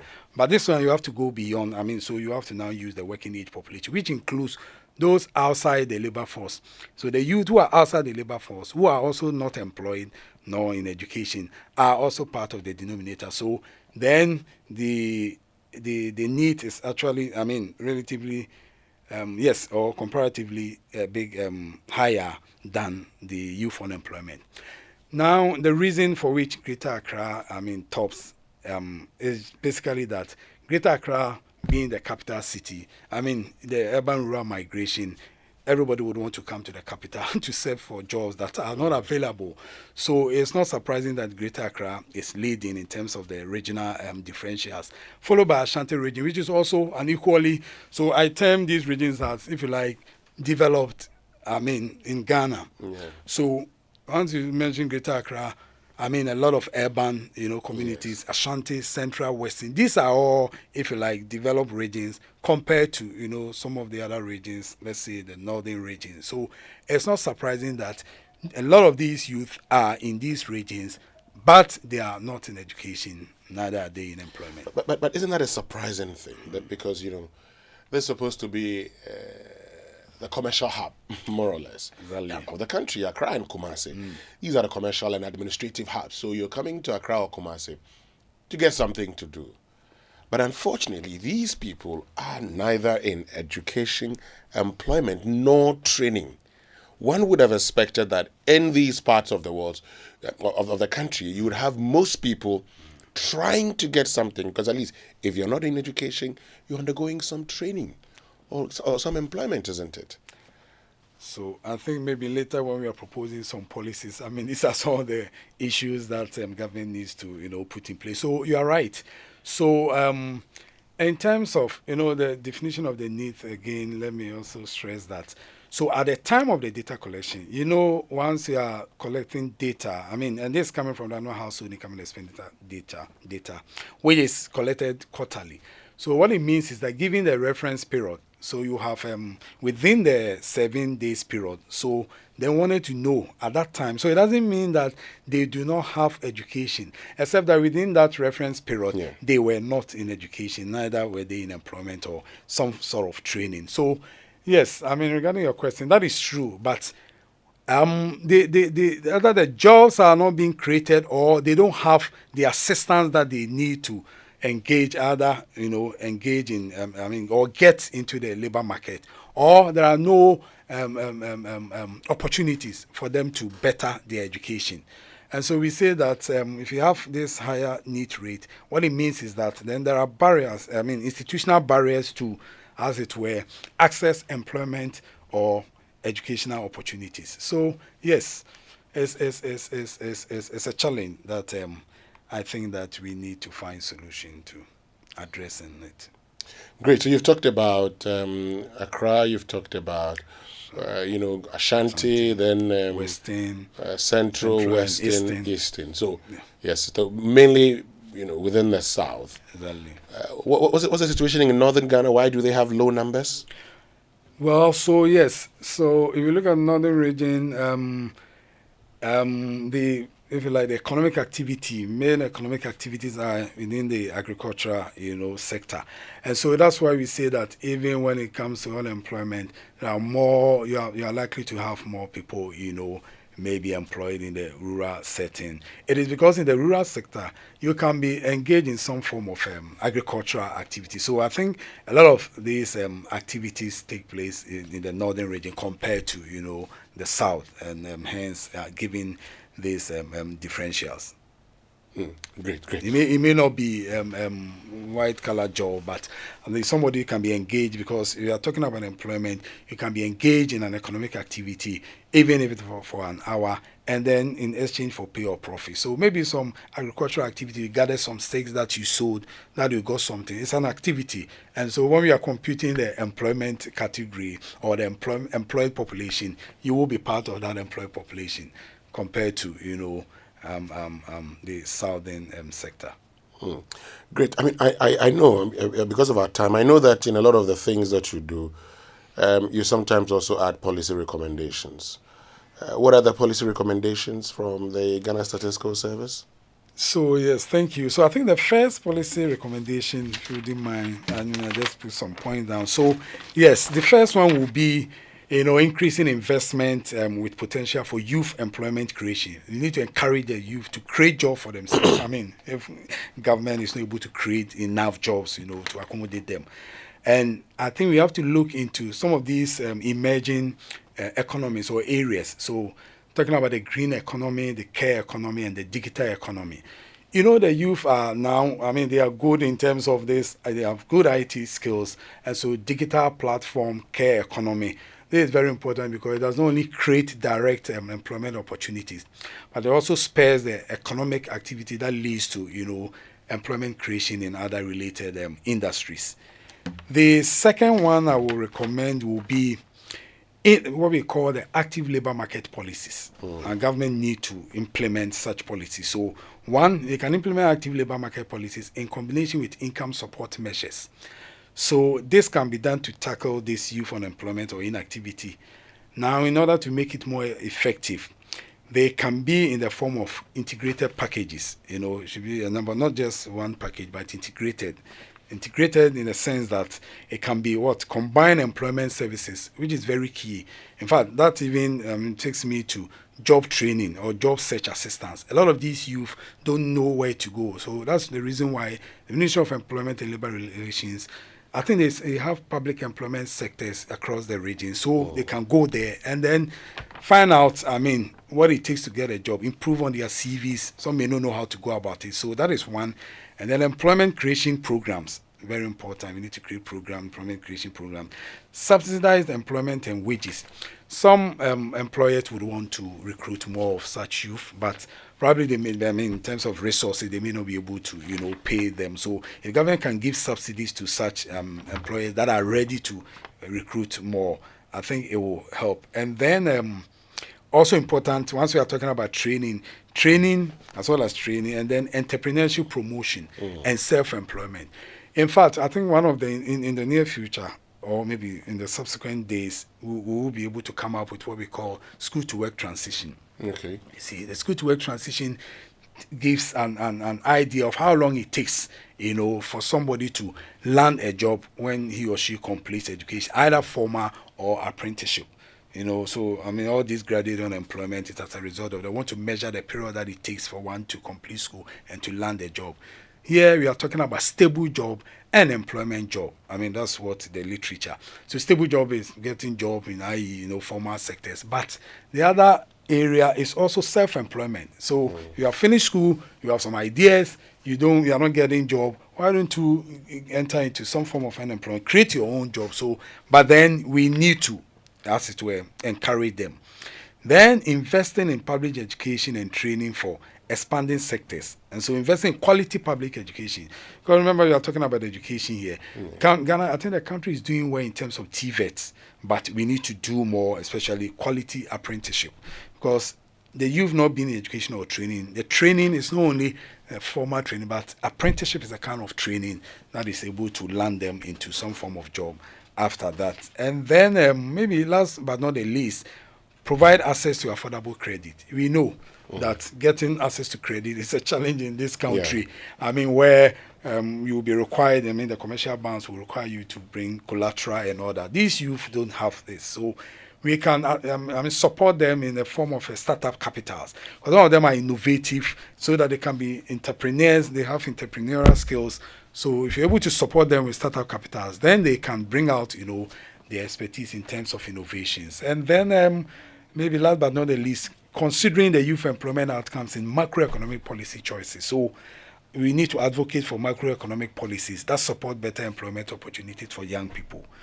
Also creating conducive enabling environment for youth engagement in development decision making, including in public service delivery. So yes, this group are at a disadvantage when it comes to entering the labor market. There are barriers, and so once we can put some of these measures in place, I think that we'll be able to reduce, this need rate. In the developed countries like Netherlands, Germany, Germany, they do well in terms of the TVET, acquiring the technical and vocational skills. So they have lower need rate, 9-10%. So I think that when we do same, we should be able to deal with these menace.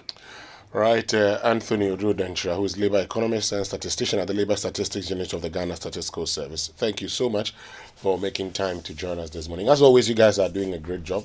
Continue that, and would always be supporting you to get the policy recommendations implemented. That's the most important thing.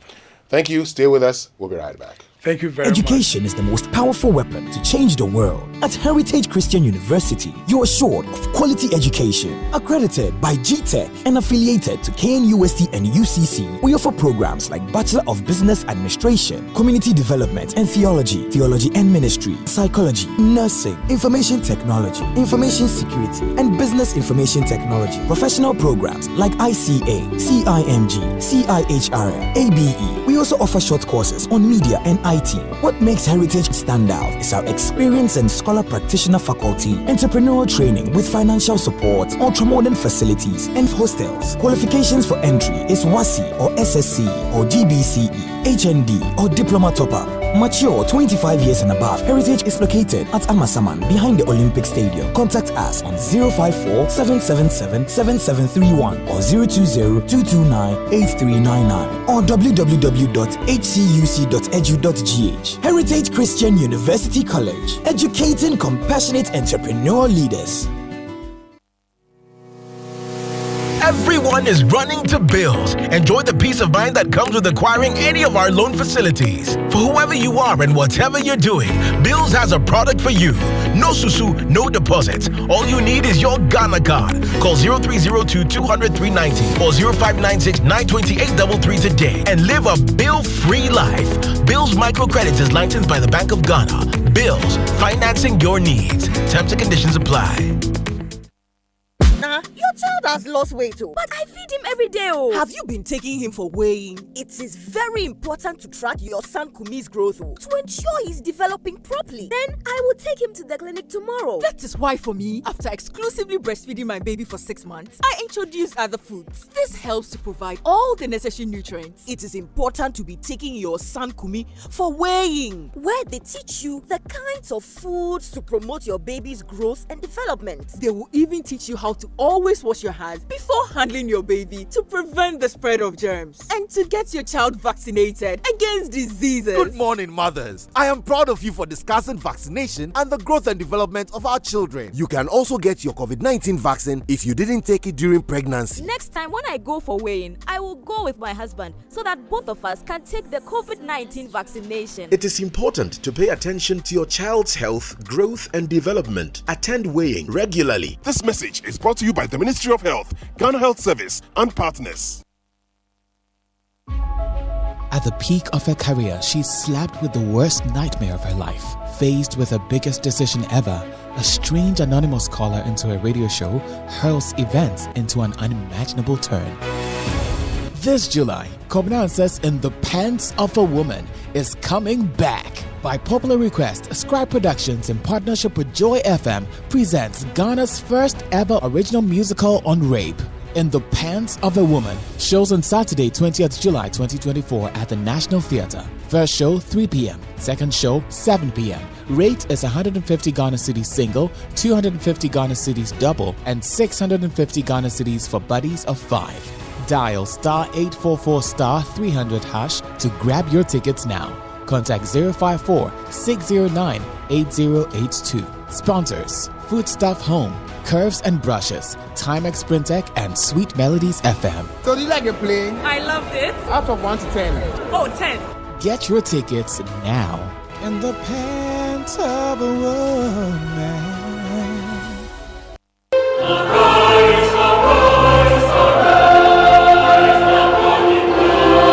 Arise, arise, arise. Laboni, arise. Losa, arise. Arise, let's celebrate 75 years of academic excellence and empowerment. Join us as we launch our 75th anniversary celebration and the unveiling of the logo. To kickstart the anniversary, the date is 1st August 2024. Time is 4 p.m. prompt. The venue is the National Theatre. We are calling all LOSA members across the globe. Come, let's connect, interact, and reminisce from the past. Network and build connections for the future as we put our alma mater beyond the skies. Media partner Joy FM, La Bosco, Wogbe, Lagbe.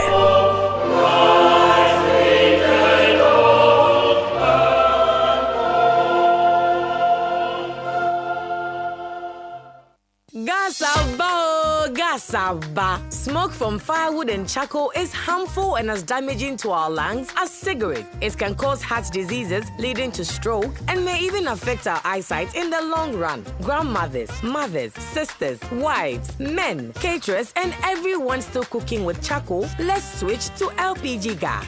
The National Petroleum Authority has introduced the cylinder recirculation model in collaboration with local partners to make gas more accessible in all local communities. Whether you own a cylinder or not, join our CRM initiative. Simply show up at any exchange point near you with a small down payment to receive a filled cylinder or swap your empty one. Regular safety checks will be in place. Say ebisa mo say mo gas. Afi de gasaba.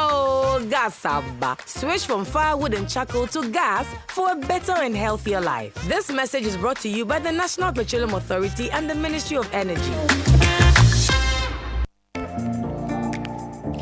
Dive into a new era of news consumption with myjoyonline.com, your go-to destination for cutting-edge journalism, giving you the most credible stories from business to politics and from sports to entertainment. Myjoyonline.com introduces an upgraded news website meticulously designed to empower you with an enriched browsing experience like never before.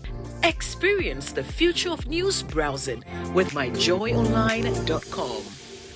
Arise, Ghana youth, for your country. It's another service year. Hooray!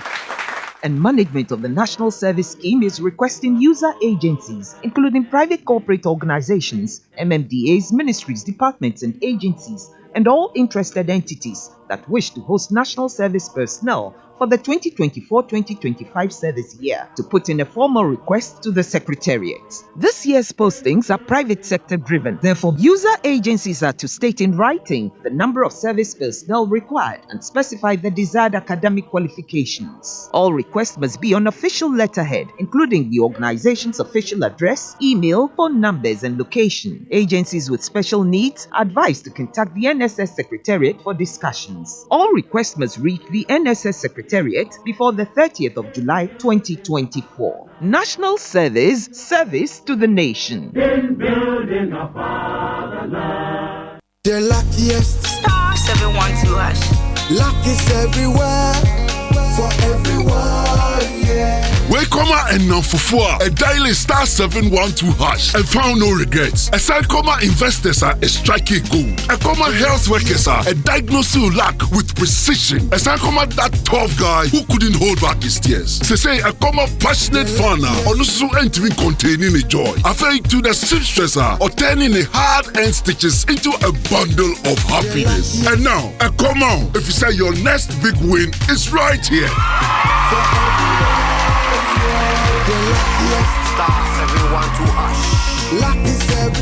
Dial star 712 hash and join the luckiest winning celebration. From the 1st of July 2024, dial star 712 hash to keep buying tickets as a group, individual, or even as a community. Win loads of cash and prizes in the community draw or go for the grand draw on the 30th of November 2024. Unlock your luck with star 712 hash. Join the winning streak now.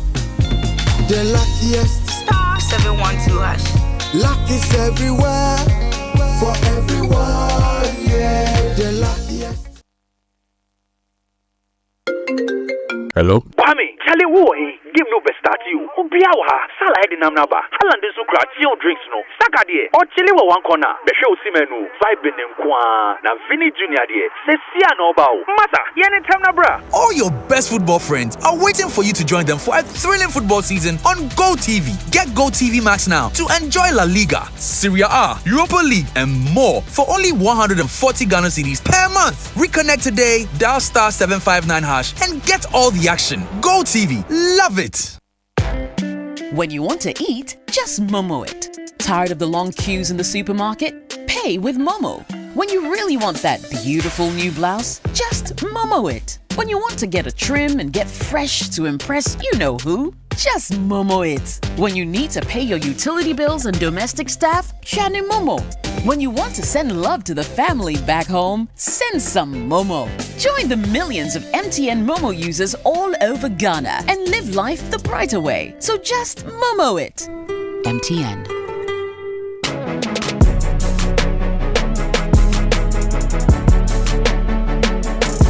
Coffee in your cup. Joy on the set. The Super Morning Show is always the best bet on Joy 99.7 FM. All right, so welcome back and thank you very much for staying with us. And guess who's dancing in the studio? Fentio Tahiru. Fentio. I'm not dancing. Nana Odiasa the second. I'm making moves. Nana Odiasa the second. Making moves. Well, the Otumfuo Center for Traditional Leadership, UPSC, and the United Nations Population Fund invite you to a stakeholder engagement seminar themed Ghanaian Culture and the Quest for Women and Children's Rights. What issues exist in Ghanaian culture regarding women's and children's rights? Should we reconsider our culture's stance on child marriage? Host is the Vice Chancellor of UPSC, Professor Abednego F.O. Amate. Traditional leaders, priests, lawyers, police officers, the judiciary, politicians, civil society organizations, NGOs, and the general public are invited to the seminar on Friday, July 19th, 2024 at 9 a.m. at the West Wing of the Kofi Ohene Kunedu Auditorium at UPSA campus. Come and let's engage minds to build Ghana. Our partners, Joy FM, Oasis, and Borisa Royal Foundation. For more information, call 0244 733 613. Arise, arise, arise, arise. Laboni, arise. Losa, arise. Arise, let's celebrate 75 years of academic excellence and empowerment. Join us as we launch our 75th anniversary celebration and the unveiling of the logo to kick off the anniversary. We are calling on LOSA members across the globe. Come, let's connect, interact, reminisce from the past, network and build connections for the future as we put our alma mater beyond the skies. The date is Thursday, 1st August 2024 at 4 p.m. at the National Theatre. The theme is 75 years of academic excellence, celebrating our past and empowering our future through technology. Labosco! Wogbe! I'm right? I'm right. I sport it. Look at say. Sammy Odami. Oh, now come and help him. He sets me up every single time. Now come and help him. Yes. Now pronounce. Wogbe. Oh. Listen. Repeat. Wogbe lagbe. You should have said that before I came here. Anyway, your favorite podcast. Lagbe. Your favorite podcast. Listen, what does it mean? Let me do my thinking. Bus Stop Diaries now airs every Saturday at 4 p.m. on the Joy News channel. You can also watch and listen to all our episodes on the Joy News YouTube channel, myjoyonline.com, Apple Podcast, TuneIn, Google Podcast, and Spotify. Grab a chill drink and join us for another exciting journey filled with trending bars. But before we go, Fentio, earlier you were talking about, racism in football and the fact that Argentina, you had won. You never played against France, but still found ways of bringing the French national team into the conversation. What's happening? I see it trending on social media. It is everywhere. Any new developments? The newest development is that Chelsea released a statement to condemn the actions, and they said that they condemn every form of racism and discrimination. But also, notably, they announced that they have launched their own internal investigation into the matter. But it hasn't stopped people from absolutely going at Enzo Fernandez for his role in all of this. Now, obviously, Fernandez wasn't the only one seen in the video singing the song. There were other players in the video that were singing the song, and now a lot of people are beginning to list players who were not in the video. So all of it trying to dissociate some players from being there. So they've listed a player like Messi that he wasn't on the bus. That Lisandro Martinez was not on the bus. Emi Martinez was not on the bus. So that's basically what's going on. But I think a lot of what's happening, especially on the timeline, is also people, you know how when these things happen, then people want to choose when to be outraged by discriminatory issues, especially when it has to do with maybe their favorite player or the team that they support. And that's one of the things that's going on. There's a lot of people that are jumping to the defense of the player, and saying that what he says isn't necessarily racist. But like I said in the morning, you don't get to determine to people what they should be offended by. And for me, I think that's where the player himself has recognized that he's made a huge mistake, and he has apologized. He wrote a very long apology and posted it to his Instagram page, the same avenue where he recorded the video of them chanting. And, you know, I think it's just bad because, and this is one of the things we speak about on social media, you know, you don't know the things that happen or that they say within their close circles, you know, but, you know, to record this and put it out on social media, it just shows you a breakdown. And he was doing an Instagram live, when the song came on and they all started chanting. Towards the end of the video, just before... now, the most interesting thing about the video is even that the part of the video where Enzo Fernandez was seen singing with his teammate doesn't actually say the lyrics of the discriminatory part. It's the beginning of the song.